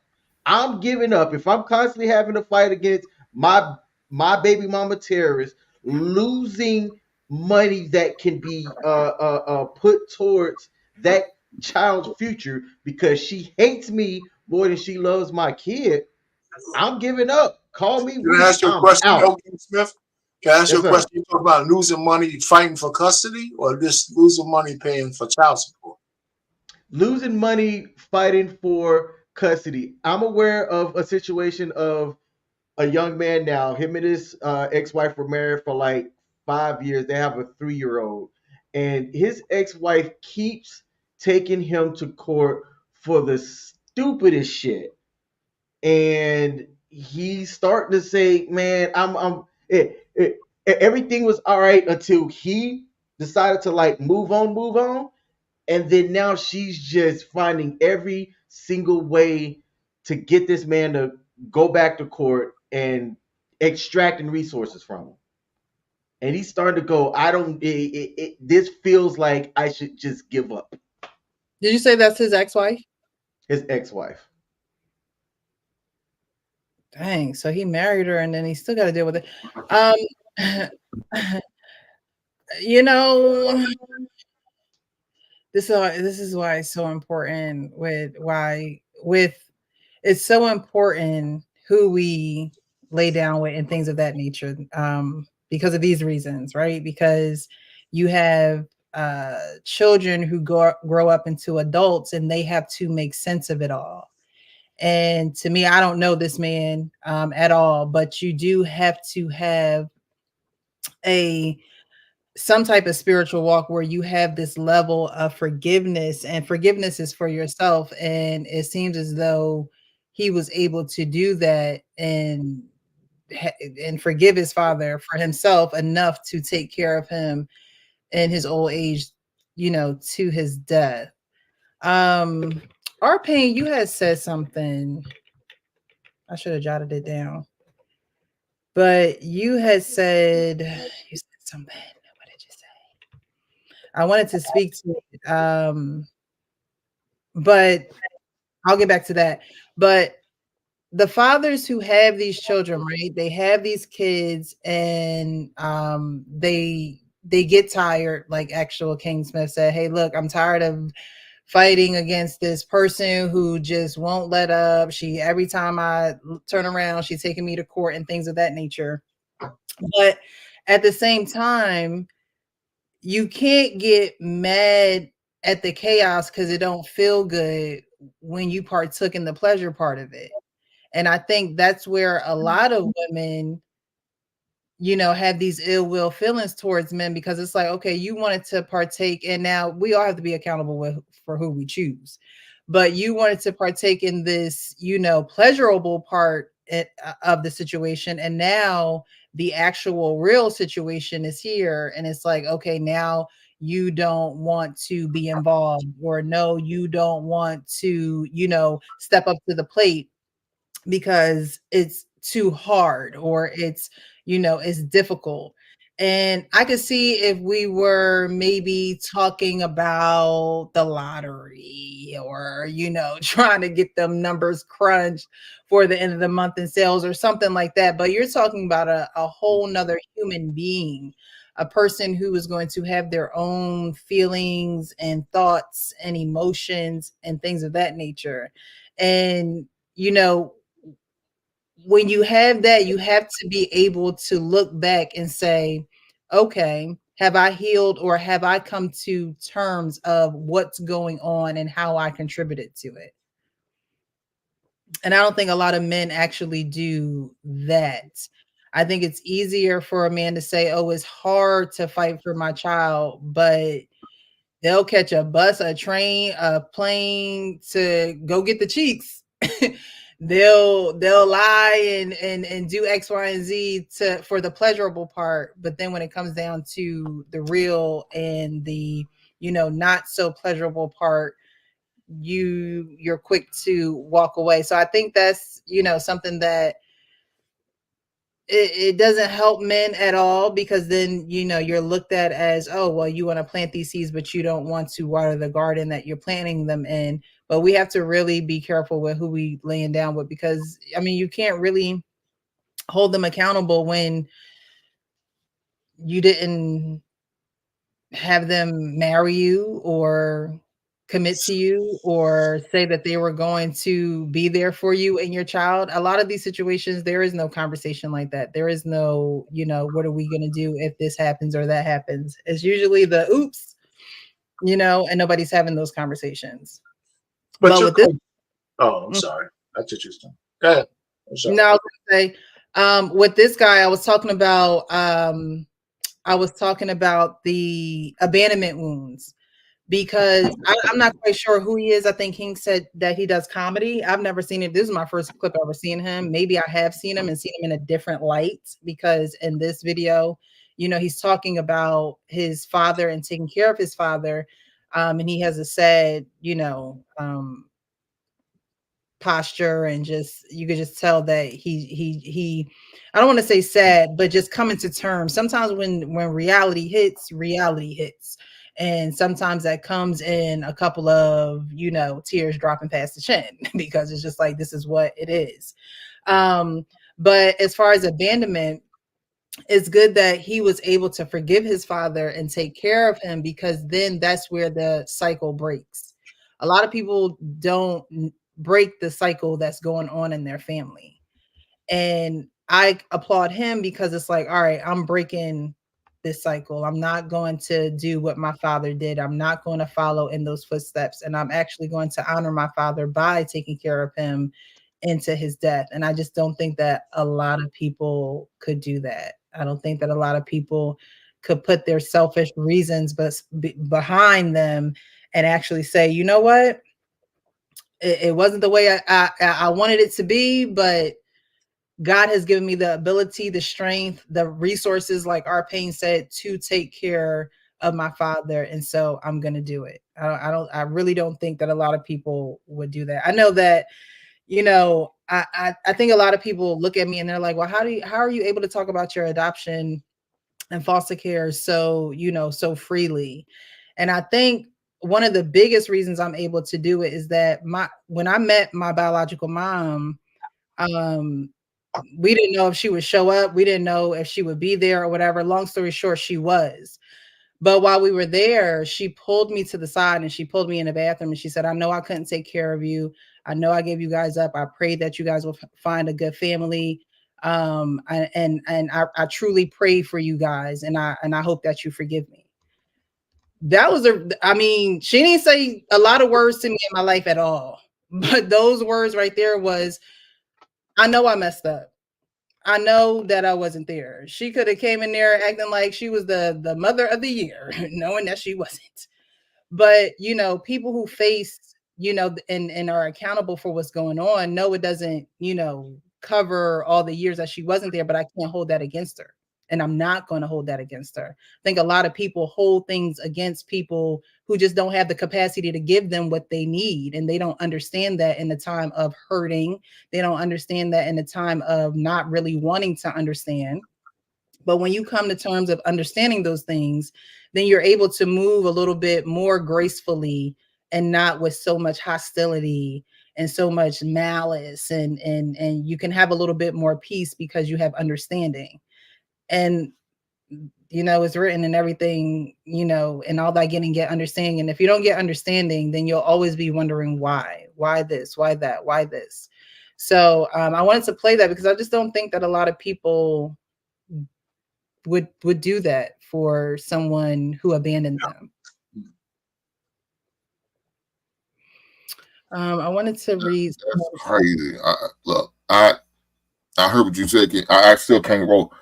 I can't sit there and look at my kid in the face and wait until he gets to the age, I guess, of figuring out. So if I go 16 years and then I got to explain to my son later on, he gonna ask me, Daddy, why don't you fight for me? What can I say? How can I explain that to him? What proof do I have showing I fight? Well, I argue with your mom on the phone calls. That ain't gonna matter to him. Now, if he see me coming over on my time where I should have had, like with the example you gave in that divorce decree, there should be some type of agreement right then and there. And if she doesn't follow that agreement, then I'm taking her to court every time. Look, I had no problem with doing my daughter's mother like that. I spent money on a Disney trip to pay for all of us go. It cost me $800 just for her alone. We got Airbnb, we got a 2-day pass for the park, and some other passes to go to a water park and other. She didn't go. She got in trouble, so she didn't fly down. You know what I'm saying? Because she got in trouble. So now I got $800. I'll get that money back. I just had to chalk it up as a loss. But guess what I did do? I ended up spending more money on filing the court case. She didn't send it down when she's supposed to. She's supposed to be down in the summertime, and I sent her back 2 weeks prior to going back to school. Yes, I sure did. And she had an answer for that. Look, I have no problem with doing it. I'm going to hold the mother accountable because she's not doing what we agreed to, what the courts agreed to. And as a man, I have every, just like vice versa. If I did something, if I didn't pay the support, please believe me, she's going to file some paperwork. She's not going to let this child tell me, oh, I ain't worried about it. I ain't got time to fight for him for this $200 a week over this child support. No. Like I say, put her ass on paper. You lay hands on me, I'm putting you on paper. You lay hands on me, I'm calling the police. Just like they would do to us. If the shoe's on her foot, I want to do to them. There's no way I'm going to let this woman slide and I get my visitation, my rights to see my son and my daughter. Bullshit. Will I fight to the end? Yes, I did. Like I said, that means I got to get a part-time job dedicated to my legal fees. Nothing else. I will do that. Because at the end of the day, this child look like me. I'm not going to put through the same thing. So I don't know about who you talking about. He ain't never been through shit then. He ain't never not had his dad life and felt that pain in his heart. He couldn't. Because if he did, he wouldn't gave the fuck up. So you're breaking up a little bit, Hank. I don't know if you finished yet.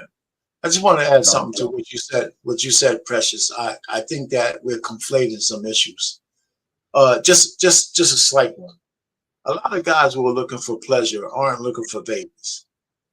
So to think that once a woman gets pregnant, that they're going to automatically flip a switch and care anything about the kid is a bridge too far for the kind of men that these ladies are laying.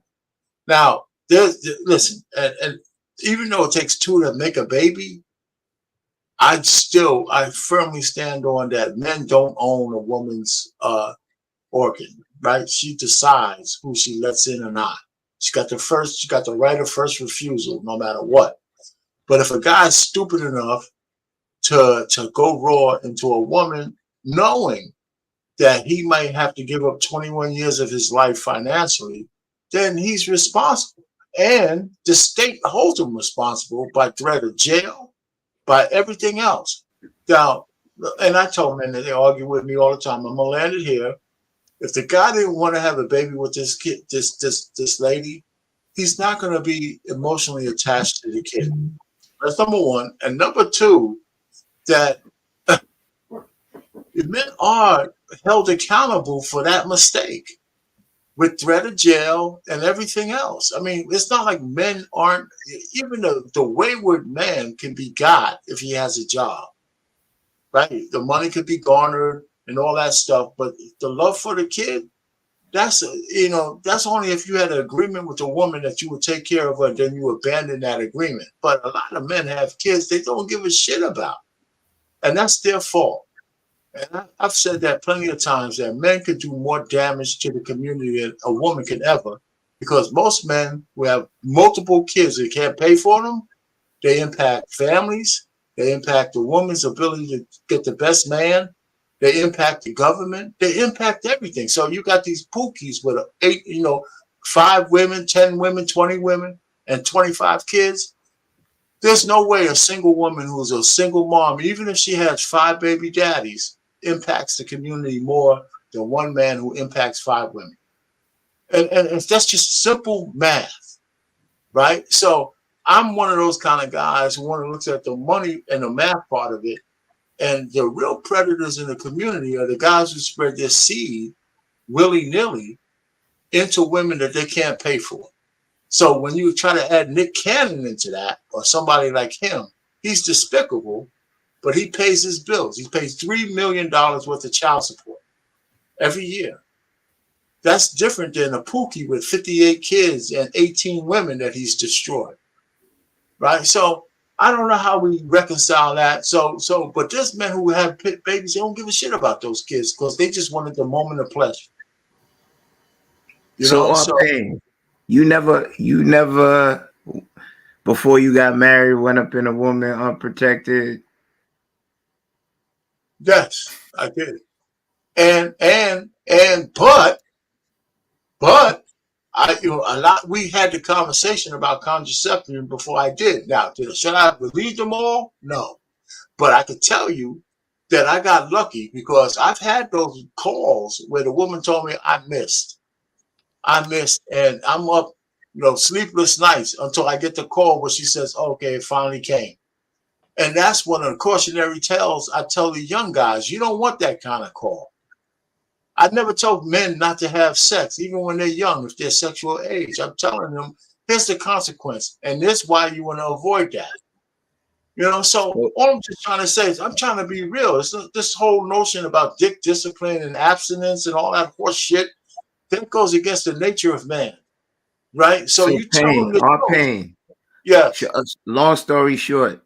Yes, so you got lucky, or you'd be one of the despicable. I got blessed, probably. I got you blessed. What I just said? Go say that again. You got up on your proverbial soapbox and you done the same thing that most did. You just didn't get caught. Yes. Okay, I digress. Yeah, I'm not trying to deny that. I had a pretty, but here's the one thing, Ken, if you don't know about me, I actually liked all the women I had sex with. Well, I'm glad to know that. I'm just saying, I actually liked the women I had sex with. I swear. R-Pain, you going up raw on them blow up dolls don't count, R-Pain. I just want to let you know you can't count that. No, I'm trying to tell you.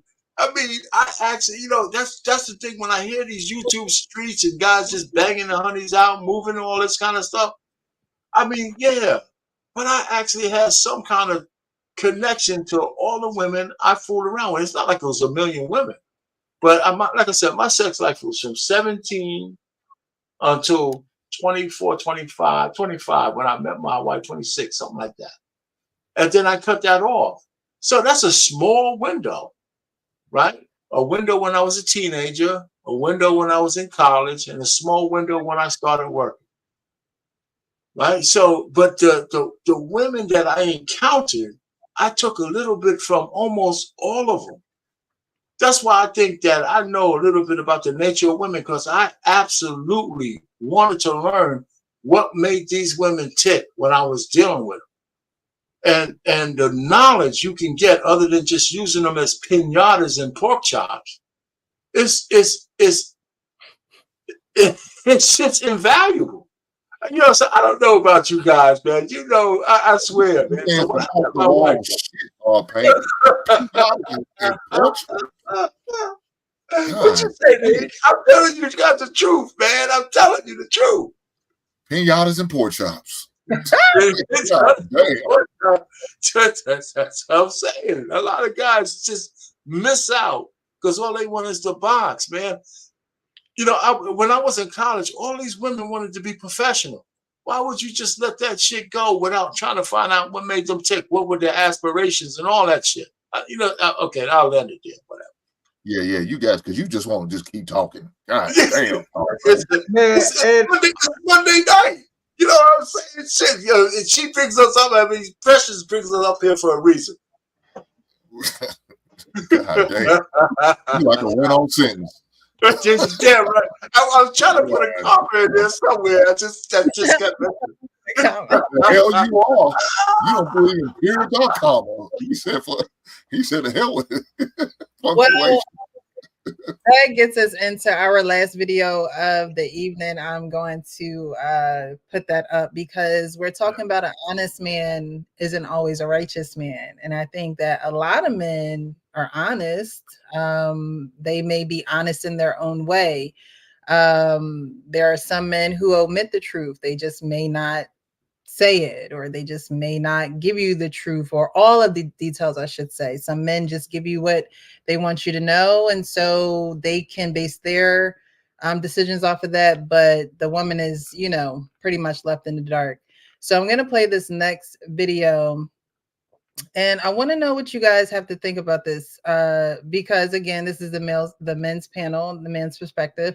Anybody can join the panel. It's not only for men, but it is rooted and has a foundation of a men's perspective in the world where I see men as leaders. And so I, you know, don't mind listening to their perspectives, their thoughts about certain videos, and it helps us, and it helps the YouTube streets where we see a lot of drama and back and forth. I like having this conversation with the guys where we could just cool it and talk about certain things and get down to the nitty-gritty of things, but really address some things too. So I'm going to put this video up and you guys let me know what you think. Manipulator in the sense that I knew that a manipulator in the sense that I knew that I didn't want anything serious with this woman, and I knew she wanted something serious with me. Right. And instead of leaving her alone, I took what I could get out of it. And at the end of the day, when she was crying her tears, I could hide behind the fact that, hey, I told you what was up. Yeah. And that is the game plan and the strategy and the mindset that so many of us as men live by is, I told you what was up. Yeah. How can I be wrong if I'm telling you the truth? Right. Well, the truth is, just because you're an honest man doesn't make you a righteous man. Right. Your actions make you righteous. Your actions make you moral. So just because you tell somebody the truth, but you still go and do the wrong thing, your honesty doesn't absolve you from your guilt. Right. That'd be like me telling somebody, hey, I'm just letting you know I'm probably going to kill you at the end of this podcast, Rex. And then I go do it. Do I get off the hook with God? Do I get off the hook with the jury? All right, King, I see you shaking your head. No. He said, just because you're an honest man doesn't make you a righteous man. You know, you may say, hey, I don't want a relationship, but if he keeps sleeping with you, then is he not forming a relationship in some way, shape, or form? And it may not be in his mind, but you have to understand that people are people. They're not robots. So men can think a lot more logically about certain things, but women don't necessarily go down that road that men would like to drag the woman down, because he's saying, hey, I don't want a relationship yet. I'm gonna still sleep with you. And while we say it's the woman's fault, while we say women need to choose better and need to be able to discern certain men of this nature, which I do agree, you do need to. But as a man, again, I see you guys as leaders. So if you can't be a leader enough to say, I don't want a relationship with her, I'm not even gonna mess with her. I'm not even gonna even act like, give her any notion that this is what it is, because I know what she wants. I know what she desires. But instead of being honest, instead of saying, you know what, let me just keep doing what I'm doing with all these other people, I know this is what she wants, but I'm not going to give it to her. But I'll take this though. I'll take this. So what do you guys have to think about? What do you guys think about that? Because King, you seem to believe that, hey, I told you. It seems as though, like, I told you what it was. If you decide to continue to stay here, it's on you. That's what I'm getting from your your reactions. Yep. And this kind of goes into what I want to say we talked about last week. Look, if you being straight up with somebody and that person takes the actions of allowing you to do certain things, either because they're lying to themselves or they're hoping to change something about the relationship by allowing you to do something, look, that agency falls on that other person just as much. And I'm not gonna hear this guy says that, well, just because he may have known that about that other person, that doesn't make him a righteous man if he still pursues and does certain things because she allows it to. No, that both parties still have agency in what went down. I applaud anybody that tells you this is what type of time I'm on, right? And if you still give that person your time and attention when they've told you that, that's agency on both parties. I did no. That doesn't make him less righteous. No. So are we now equal? Are we now looked at as equals? What do you mean? So you're saying, well, both parties have, the right to agency to do what they want when you pretty much lay down the law. Like, hey, you know what type of time I'm on, and whenever you decide to, be with me or whatever the case may be, spend time with me, like you said, spending time, then what it is. Who is leading that situation is my question. There's no imbalance in leadership. It's still that's a relationship that specific relationship is a relationship that should not go anywhere, right? I don't think that there is a defined leader. Now, the people did one person did state this is what type of time I'm on, but that's not a defined relationship. One person will feel used, and it's the one that's not getting what they truly desire, and that's on that person. But that relationship doesn't have a leader. Okay. I mean, because it's not really a relationship, right? I mean, everything's a relationship. It depends on how you define it. Who's next? And I'll be sure to find him. But...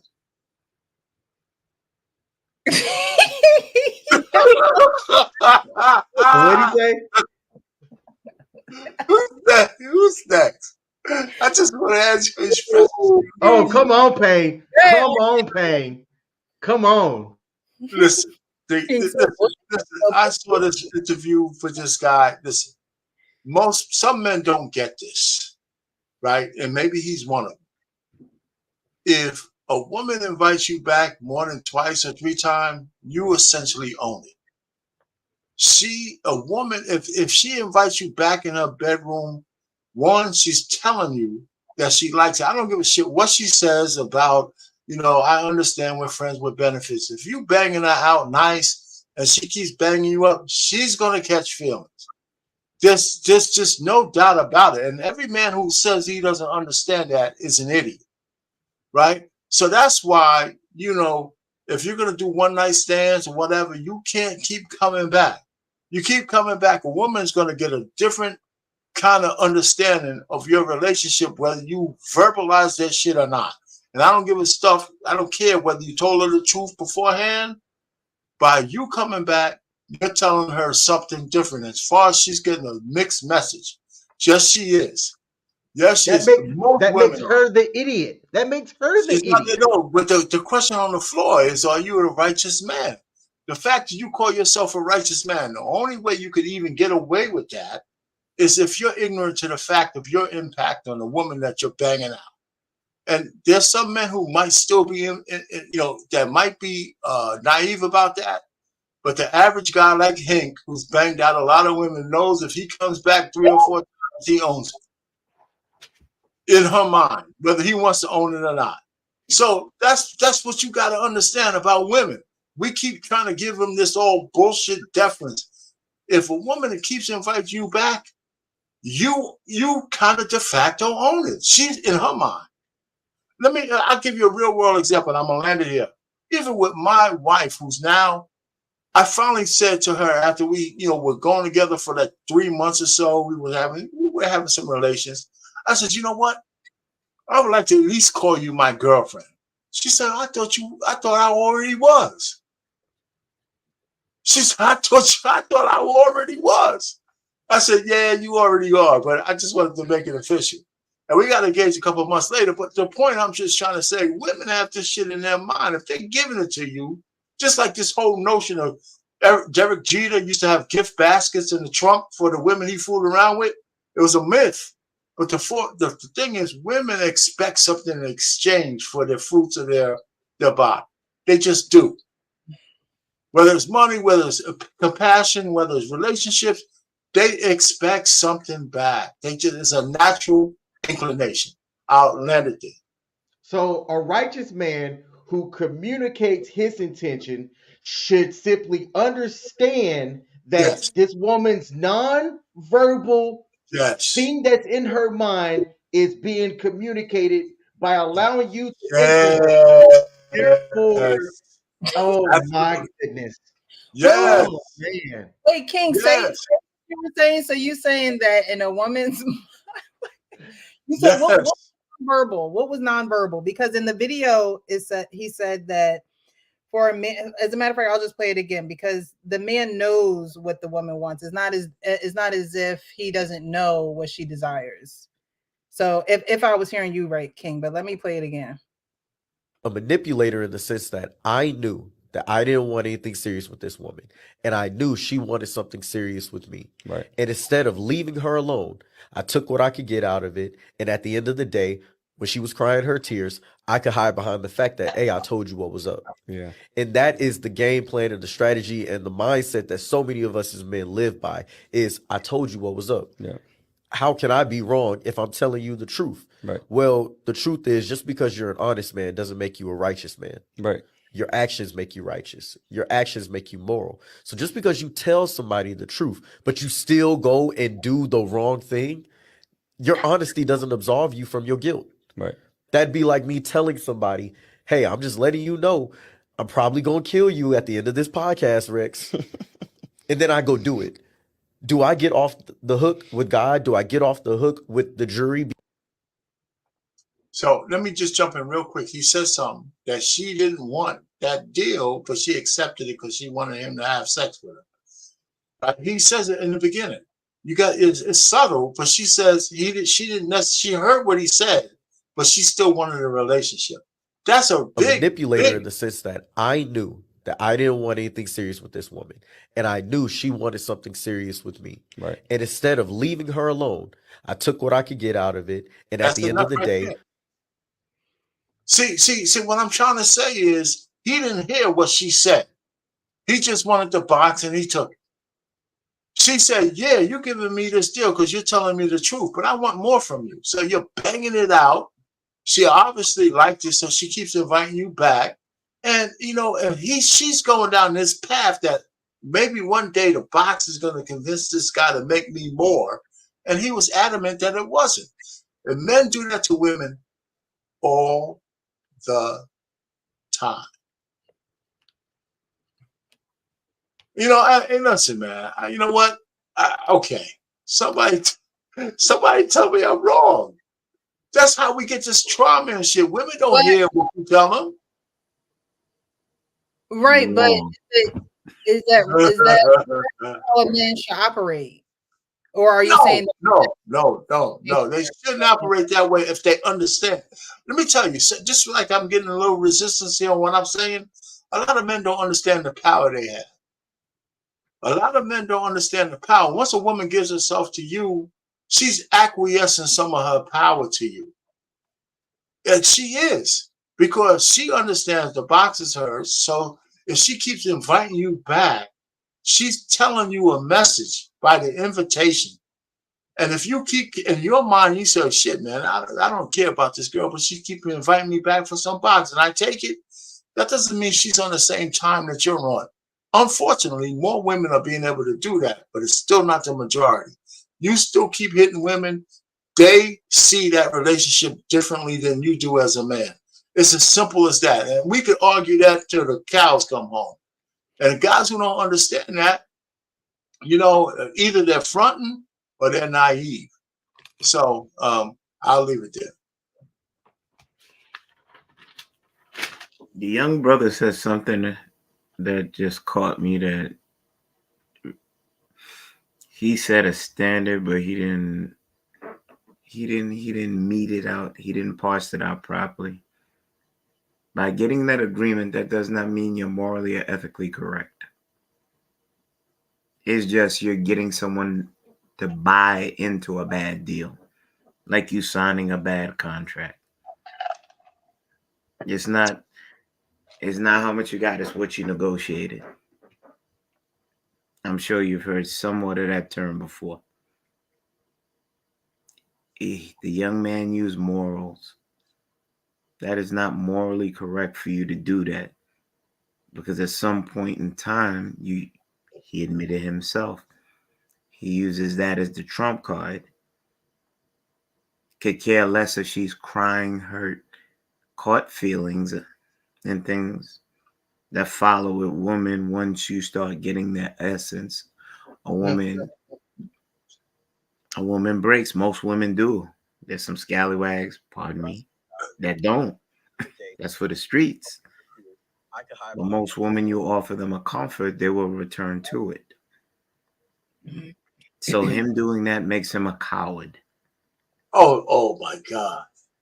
A young dude. So it doesn't matter that he told her the truth at all, right? That's what you're saying. So that means you didn't listen to the first part I said about morals and ethics. No, I could tell you the truth, but that doesn't make it morally or ethically correct. Oh, Jesus. So right. He is right. I'm not saying he's wrong. He is right. He provided the contract for you to read. You adhered to it. So what happens, happens. You standing there knowing that you had intent, that does not make you morally or ethically correct. That's all I'm stating. Well, I didn't say it was wrong. You agree with me then. Either he was ignorant of the fact. You agree with me because you're saying either she was ignorant of the fact that he was taking advantage of her feelings, which and he that he knowingly kept banging it out because she wanted more and he didn't. Even if he told her the truth, he took advantage of that. So I'll agree with you there. And most men are not that astute. Most men are ignorant of the fact that the power of a woman who actually gives herself to you and keeps inviting you back. I think a lot of men are ignorant of that. Maybe they're not. But I would like to give them deference that some men are ignorant because most men don't understand women at all. Right? Would you be okay if your daughter was going through this shit? A man saying one thing. No, I don't. I wouldn't. But that doesn't change the fact that women do go through it. You know, that doesn't change that. Well, why would you agree to this shit? Like it's okay. I didn't say. Listen, I'm saying that the acknowledgement that a man who tells a woman the truth about their sexual relationship is not enough, because at some point, if she keeps inviting you back, your original agreement is null and void. That's all I'm saying. I'm not passing a moral judgment. Is the guy righteous? Probably not, because especially if he's aware of it. This guy sounds like he's aware of it, and he should have stopped fooling around with her and gave her some grace and let her alone. But he said he didn't do it, so he's wrong. So he wasn't righteous at some point. But I'm thinking most men are ignorant. That's why they make a lot of mistakes with women, because they keep banging them out and thinking that a woman's on the original agreement, and they're not. They're not. Man, look here, man. You saying one thing but doing the other. That's like me smoking crack too, man. Shit, you gotta stay away from the damn drug. But I'm still hitting that glass dick every goddamn day. Man. It's like compare women to a drug. Women women are really, they're really chaotic creatures. And you got to understand a little bit how they operate. Not all, but a lot. Pain. Especially when it comes to sex.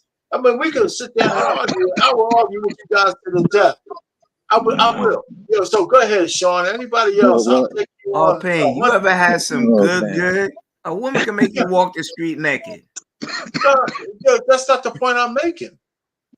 You know, it doesn't mean that's the point I'm making. I'm talking about a man. Well, you're changing, you're moving the goalposts.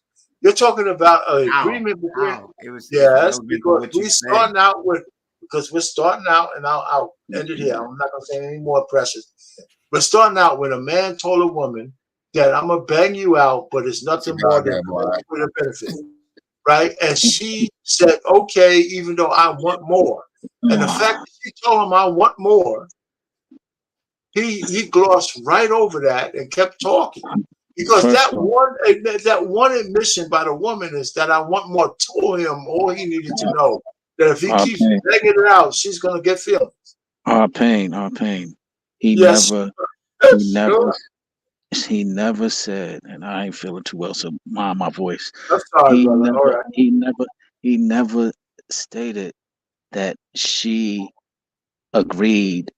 He said that he knew she wanted more. He didn't say that she knew that he was manipulating her. So let's really not. I didn't say that. You're saying that she said that she wanted more. That's what he said. Right. He said no. He said that she knew he wanted more.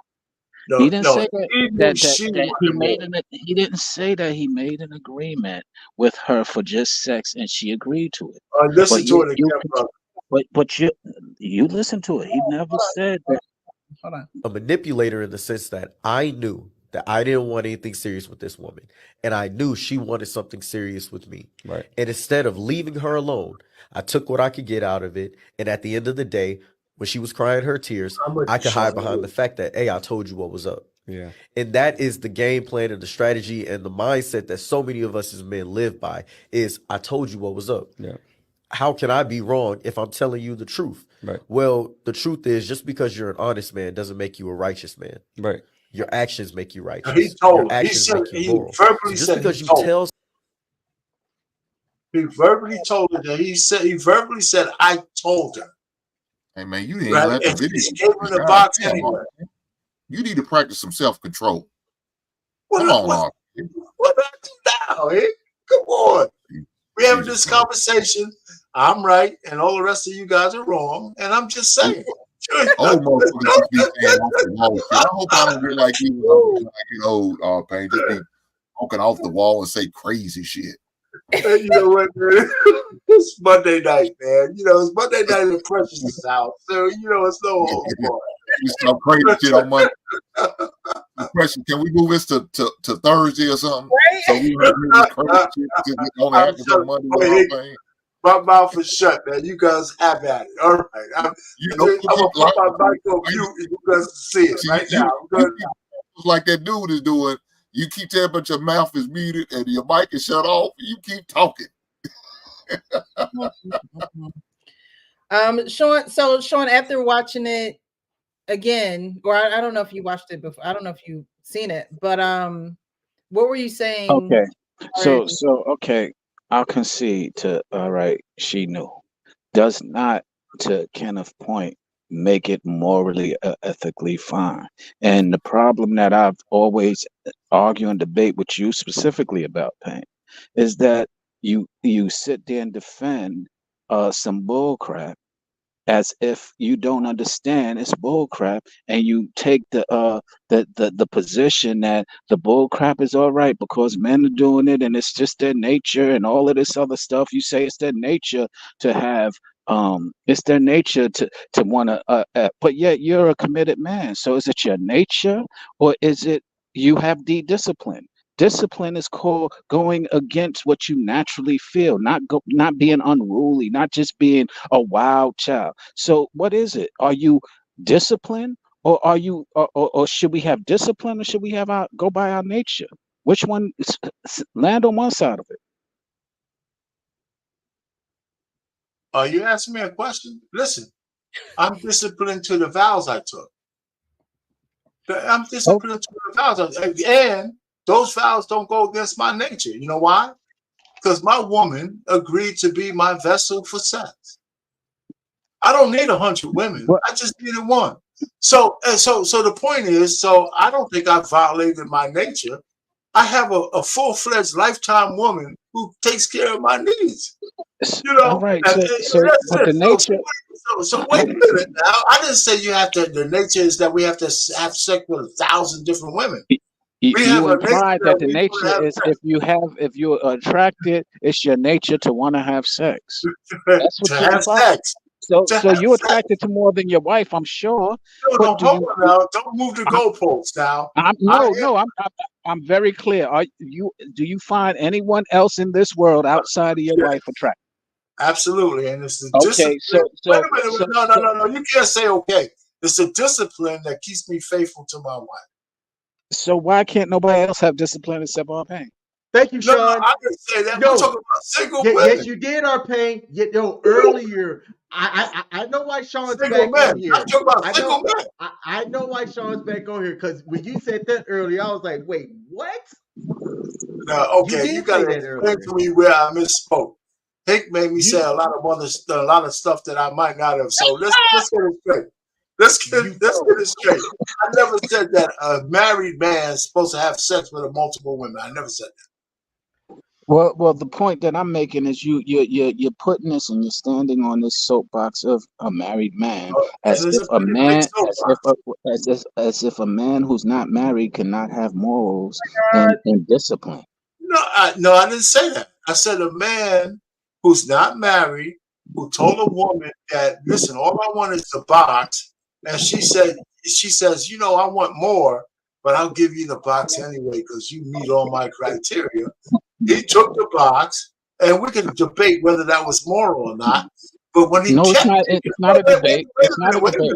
Wait, if he kept taking the box, knowing that she's going to want more at some point, that's where he goes into the realm of being unrighteous. Well, that's what he said he did, and he admitted it was immoral, and he admitted that he was manipulating. Yet you still defending that nonsense. No, I'm not defending him. I'm telling you guys who are uninitiated, apparently, the anatomy of the woman who falls for a man if she keeps inviting you back for the box. You know, so a lot of guys feign ignorance to the fact that if you keep banging out a woman, in her mind, you own it. And you might not think that because you might be stupid or willfully ignorant or not. But the truth of the matter is, if it's not a one-night stand, a woman keeps inviting you back, she's telling you that there's something about you that she wants to keep. And men who act like they don't understand that are full of shit. That's where the right. But in his mind, he does feel he's on it because he's manipulating for that ownership. And you keep on missing that. He takes an L for that, but he's not right. But the point that I'm making is he said I should have left her alone, and we're trying to agree with that, and you're just ignoring that. No, I'm not. He needs discipline. The thing that you keep on saying you got, he needs discipline. Discipline don't have nothing to do with it. It has everything to do with it. No, it doesn't. Okay. Discipline don't have nothing to do with that. He actually admitted that he's not righteous. And I agree with him. He's not. Righteousness takes discipline. No, listen. Righteousness takes righteousness. It doesn't take necessarily discipline. You could be a righteous man and not be disciplined. You just know when you're hurting somebody. So the point I'm trying to say wait. Well, wait a minute. You said some shit. He admitted that he was wrong. And I agree with him. He admitted he was wrong. And I so where's the argument coming from? Yo, you're the one posing the argument. I'm not. No, after you say you agree with him, I agree with that. You condone it. And you condone it. No, I don't. No, I do not. My fault. I misinterpreted it. I must be low. I'm just trying to tell you the anatomy of a situation between a man and a woman. That's all. You guys are putting all this other shit to it. I mean, wait a minute. Listen, I ain't special, but you guys can't be really surprised that if a woman keeps inviting you back to bang it out that she's not going to catch feelings. Is this the Let first me time you ever heard that shit? Come let me on. let me just say this. I understand, and maybe call it my ego, the value of my D. And because I understand the value of my D and giving it to someone who I know it might not be able to embrace, I'm like, yo, I'm not going to give it because I don't want the headache in the future. I don't want to be able to. I know she's going to want more. She says she wants more, and me go ahead because I just gotta get the cookie. No, that's where the discipline comes in. And No, he I needs. agree, Sean. I don't disagree with what you just said. So you would be righteous in that situation. You'd be willing to give up the box because you have a higher call. And I'm Well, saying, that's halfway it. The point is, I'm just logical. I'm like, yo, if I give this, if I give in to my temptation, because it ain't like I don't want the box. It's just the fact that I'm trying. I don't want to give in to the temptation because the consequences to that can be something that I don't want to deal with in the future. okay, so Sean, I agree with everything you just said. But I want you to answer one question for me. If you had to take a percentage, just a percentage, let's leave the emotions out of it. What percentage of men will actually have that discernment at the point of insertion? At the point, if you're at the point of insertion, you already lost. No. See, you You don't already want to answer lost. this. No, you haven't, because you could If always you're turn at the around. point of insertion, you You didn't lost. put it in. You didn't say, let me put the tip in. You haven't put it in yet. How many men could say, you know what? I get a flash in my head that 18 to 21 years, my life will be ruined if I stick this thing in there. How many men will turn it down at the point of insertion right there and say, okay, you know what, honey? Wait a minute, Sean. Okay, honey, you know what? I want it really bad, but I'm not going to do it because this shit ain't right. Let me put my clothes on. I love you. I'm going to feed you, and I'm going to send you home by Uber. How many guys? I mean, that's a very high percentage that will not do that. I agree. I'm not disputing that. Give me a But number. why would you Give get me a yourself number. to the point of Give me insertion? a number. Give me 90, a number. 90, 93. Thank you. I mean, but what does that have to do with any of the? I'm not disputing any of that. Why would you get to the point of insertion? Is my argument. Why would you Arcane, even go there? Arcane, you know you admitted earlier that you went raw up in females more than once, and I you're was standing on your 17 soapbox to right 25 now. And years old. Yes, I'm I just got letting it some come. more. I got You some admitted more. it. If Did I you? told you no, Hold on, you would hold on, call hold me on. a Can I get it liar. out? Can I get And it you out? Can I already get it did. out? Mr. Payne, can I get it out? I'm sorry. Did you not say you waited Yes, on I more did. than one phone call? Oh, yeah. Hoping that you did not get that call that she was pregnant. That's right. And I was happy as hell. So that means you're a habitual offender. So how Yes, I did your was. stance change now? Because I'm 65 fucking years old. Oh, so you can talk. So you can talk your age. Yo, listen. We evolve. Once I got married, all that shit was over. Right? So we evolve as human creatures. We understand. I read Napoleon Hill that most men go through an age of sexual transmutation where they start to look at achievement, the energy they took to get boxed, they put it into achievement of more important things. That's why most men get successful after they're 35 and 40 years old. There's a reason for that. We're not worrying about getting laid. We're trying to do things that's more productive. And listen, but your judgment, you're being very judgmental. Yes, I am. Yes, I am. Oh, yes, you admit it. Okay, all right. I digress.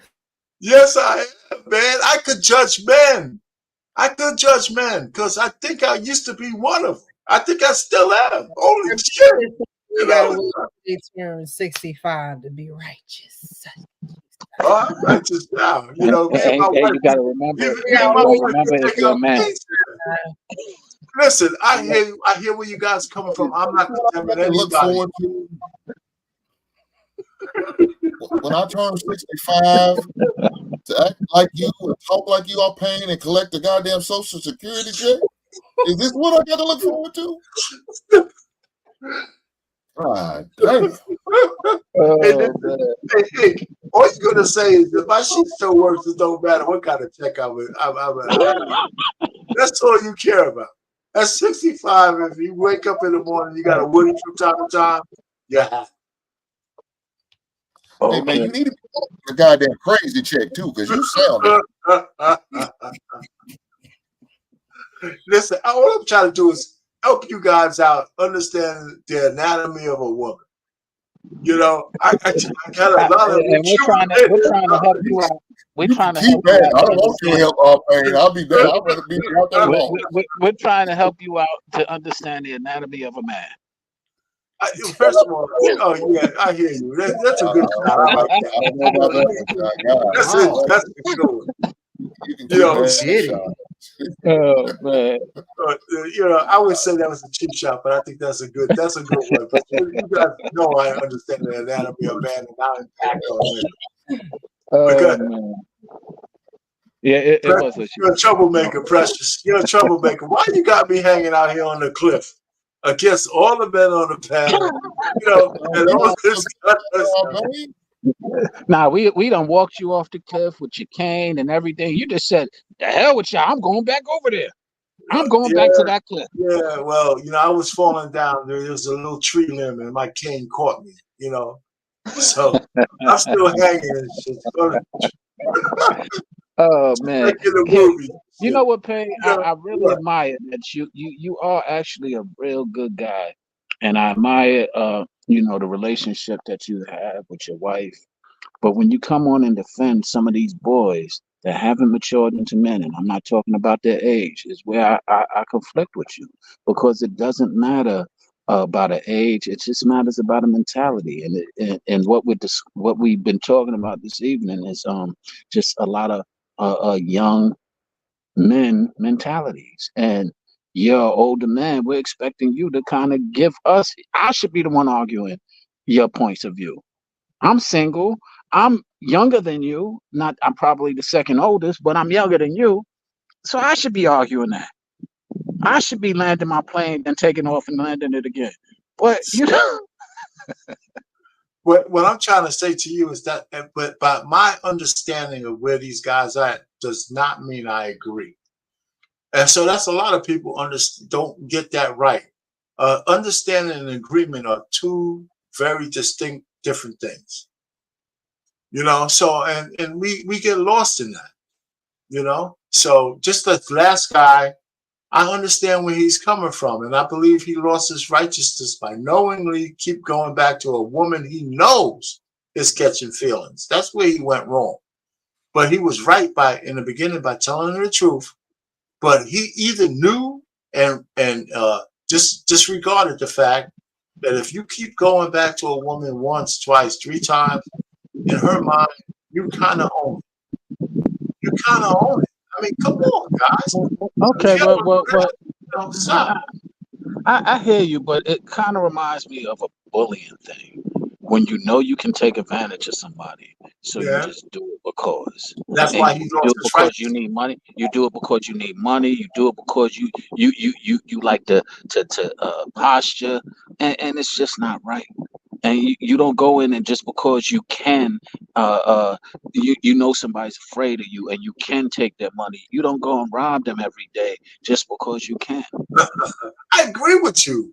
I do. That's why he lost his righteousness. I agree with that. If the question is, can he still be righteous? No. When he knowingly has taken advantage of a woman who's catching feelings, his righteousness is gone. I'll concede. Hey, Payne and Sean, we appreciate your back and forth, but I think we're gonna wrap it up here. Thank you, Hank. Thank you, Hank. Thank you. Hank always the voice of reason for us old folks. Hey, White School Podcast, I see you. Yeah, I think in this situation, you know, women already think that men only want them for one reason anyway, because as our Payne is eloquently stated tonight, that is just the mission of a man, right? I mean, you get to a certain age that your mission becomes something greater than you. Your mission becomes something bigger than you. And so the thing about the honest versus the righteous is that, you know, you may be honest, you may say, okay, I don't want a relationship and things of that nature, but at the same time, you're also not revealing your true intent, because I mean, for all that, you might as well. I know we ask this question a lot, but it's like, why don't y'all pay the sex workers? It's like, it got to be more than just the sex, because if it was just sex, then you would go pay a sex worker. So there's something that a man doesn't want to admit either, that he likes continuing to go back. He don't want nothing serious, but you're continuing to go back too. If you don't want anything serious and you know this woman does, keep it moving. Because again, we talking about the community. We're talking about the community. You're part of the community as a Black man. If you're going to trick and manipulate and try to lie your way with Black women, then you are giving them, you're giving them, remember, men are givers and women are multipliers. You're giving them a false sense of the relationship that you continue to stay in, but say that you don't want. So that's where you have your questions and things of that nature that continue to cycle, because you're not really being honest with what you want. If you really didn't want a relationship, you wouldn't even start having sex with a woman. Honestly, go and pay a sex worker. Go and to the strip club. I don't know what men do, but stop being sex free because you want to be free. Like, if you so go get them women who don't freely have sex, but that's their intent, that's their purpose, that's what they're there for. Wow, you made a very good point, Precious.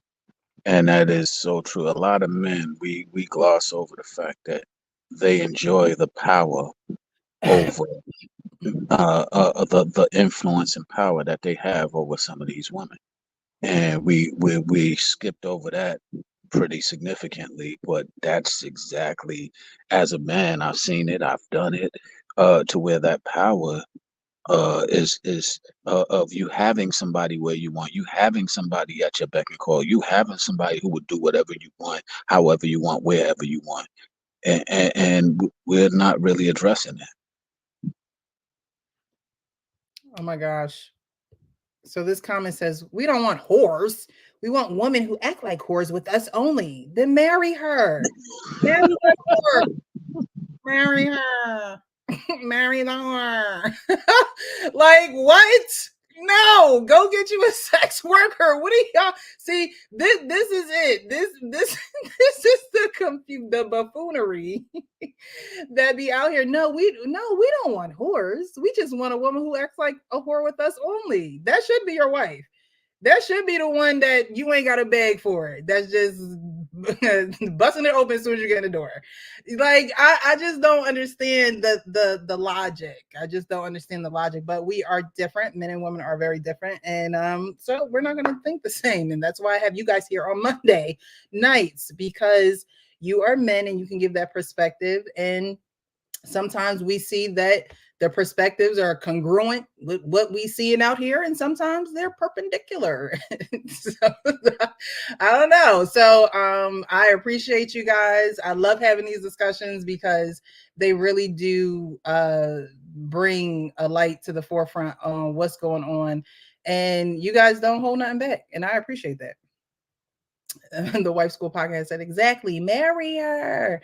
It's like you want it, but you don't want it. You want the benefits, but you don't want the responsibility. You want the pleasure, but you don't want the principles. I don't know.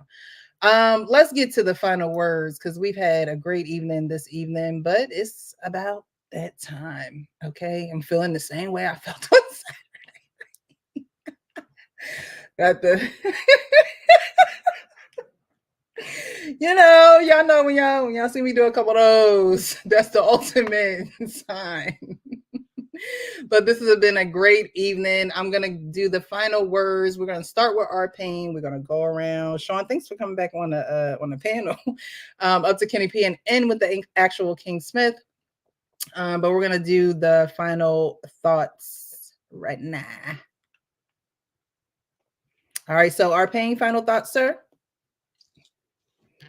Yeah, it's just real quick. Listen, I like the conversation tonight. And listen, the first guy, you know, I sound like I'm defending him. He's deplorable. He's all these kind of things. And yeah, I agree with you. But the last guy about him not being righteous and all that kind of stuff, I agree with that. He wasn't righteous because he knew that by continuing to come back to the chick who wanted more, even though he told her the truth, he was wrong. But the larger issue is with most men, if you're ignorant of the fact that if a woman invites you back into her bedroom, a regular woman, not the chicks who have a Rolodex and Wednesday night is your night. But a lot of women are not like that. Just thank God for humanity that most women are not like that. I believe that. If you're going back on a regular basis, you own it. Because she has more feelings for you than you might want to admit.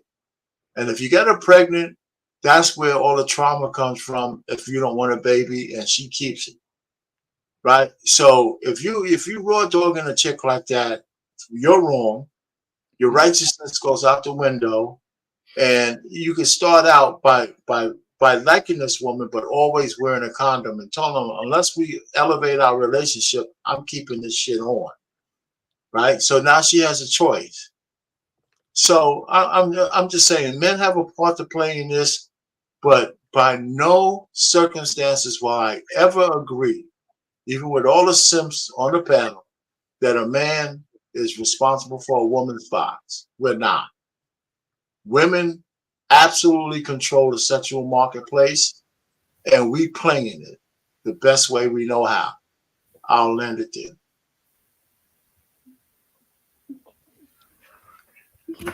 Oh, my bad. It was another earthquake over here. Yeah, with the simp comment shook up the world. It was that's called fire for effect, brothers. That's all. All right, let's go. Hank, final thoughts. Sorry, and thank you, R-Pain. I appreciate you for being here. Thanks so much. Hank, thoughts? Well, my final thought is, ladies, if a man is not moving the way he's talking, if he's not acting and moving accordingly on what he's saying, but with his words, but not only with his word, but with his action, then you need to make some adjustments. Don't keep falling for the okie doke. Don't keep falling for the banana in the tailpipe. Just move accordingly. Now, if you continue to move like that, then use a fool. Then now it's like, shit, I can't feel bad for you. You see, he's not moving how he's acting. He's saying one thing, doing the other. Yeah, that don't make sense, ladies. Stop falling for the banana in the tailpipe. That's my final words.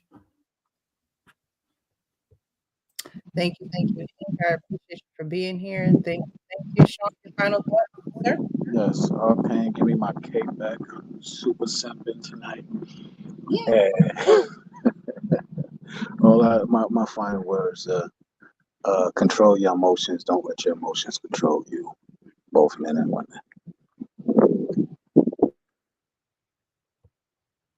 All right, Sean. Short and sweet. Thank you for that. I appreciate that. Thanks again for coming back. Something triggered you to come, not triggered you, but wooed you back on the panel, and we appreciate it. Your final thoughts? Yeah, I'm sorry, I forgot my cape, so I came back to get it. Oh, Kenny? Well, another great panel, great discussions. Please heed the good and don't do what certain people say, but just leave a conscience, moral, and ethics. Find what you want in your life, make the right choices and stick to them. I think you'll be all right. Good night. Oh my God. Thanks, Kenny. I did this and I hope now I got to be mindful because I don't want y'all to think then I'm like, come on. I'm so sorry. Okay, I have to be mindful because my body is doing the talking, and I don't want you to get offended thinking that I'm like, come on. But now that I done said it, I can see myself doing it. And all right. No, Thanks. no, Precious. That is your signature move. I've seen you do that on some of the other stuff, and the moment that I see that, I'm like, oh, here we go. But now that I notice it, I notice it even more. Where I'm like, okay, let me not. There you go. So, Kenny, I hope you weren't offended or anything because I didn't mean anything by it. I think my body just naturally does certain things when it's, tired. Not at all. A lot of us got a little thing going on right now. But I appreciate you for being here. Thank you so much. Great Monday with you guys. All right, Actual King Smith, my co-host, final thoughts, sir. Oh, man. For those of y'all that are new to the Monday Night Men's panel, Real Precious, Mr. R. Payne in his 60s, respectable 37 years of marriage, sir? Man, that is to be respected. That is rare air. Yet, man, I can rock with you on some things. And then to me, I hear some contradictory things that make me wonder, like, what is he talking about? Example, you said that women control access to sex. That is a statement that I also agree with. Yet, when I said that if a man is saying what type of time that he's on, but he knows that this woman wants more, yet he doesn't want more, but she still gives him access to the cookie, I don't see where that man is wrong in his agency in what he's out here doing. Is it righteous? I would say no. He's not wrong, but speaking to the righteousness of it, it's not. Yet the way you make it sound makes it sound as though he's wrong too, and that he's not understanding women's nature. And I don't understand that because it sounds contradictory the way you say it. That's where I'm going to stop. Thank you for having me on, Precious. Thank you all. Thank you. Thank you, King. I appreciate you. Been rocking with me for a while now. Final thoughts. So, righteous is morally right or justifiable, virtuous. It also means very good, excellent, right? So, I think that righteous men get married. Get whatever. I think righteous men get married because they know that they have to make decisions that are going to affect her, him, maybe kids, everybody. So when you say, is he honest or is he righteous? I honestly think that only a righteous man can truly get married. And women need to know the difference between the two. And women need to close the door sooner than they do. We about to do a little Dr. Seuss up in here for final thoughts. Okay. We need to be able to recognize he don't want marriage. I ain't even talking to him. Y'all talk about the insertion. No, women, keep it moving. Don't even entertain. Don't even entertain, because a man is going to, an honest man will be honest with you, but he's still going to take what he can because of greed, because of entitlement, maybe. He just want to be deceitful in some areas. In some areas, he's being honest. But his actions are going to tell you everything that that you need to know. And so women need to see these actions and say, you know what? That's not what I want. That's not what I want.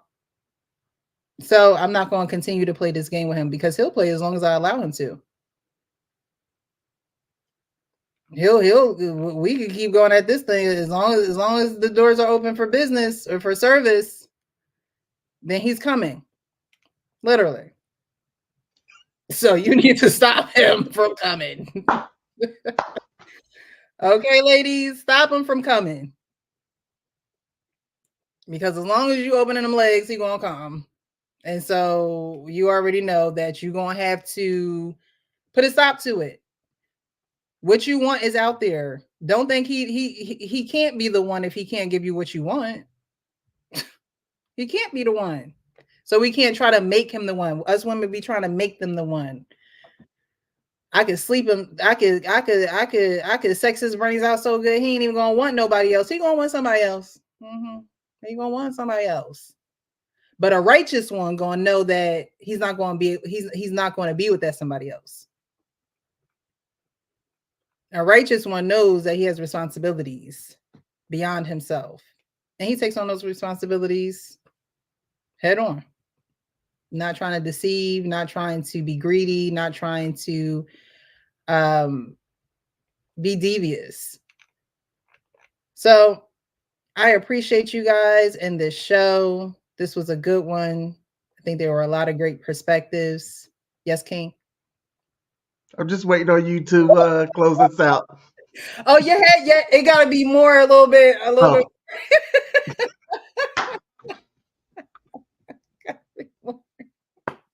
See, I didn't know the signal because the head wasn't talking. All right, so thank you guys. Be real with yourself so you can be real with others. Check me and Lady Di out on Wednesday. We'll be here at 7-ish. All right, and hit that like button on the way out. Subscribe. Share this video with somebody. I appreciate y'all. Bye-bye.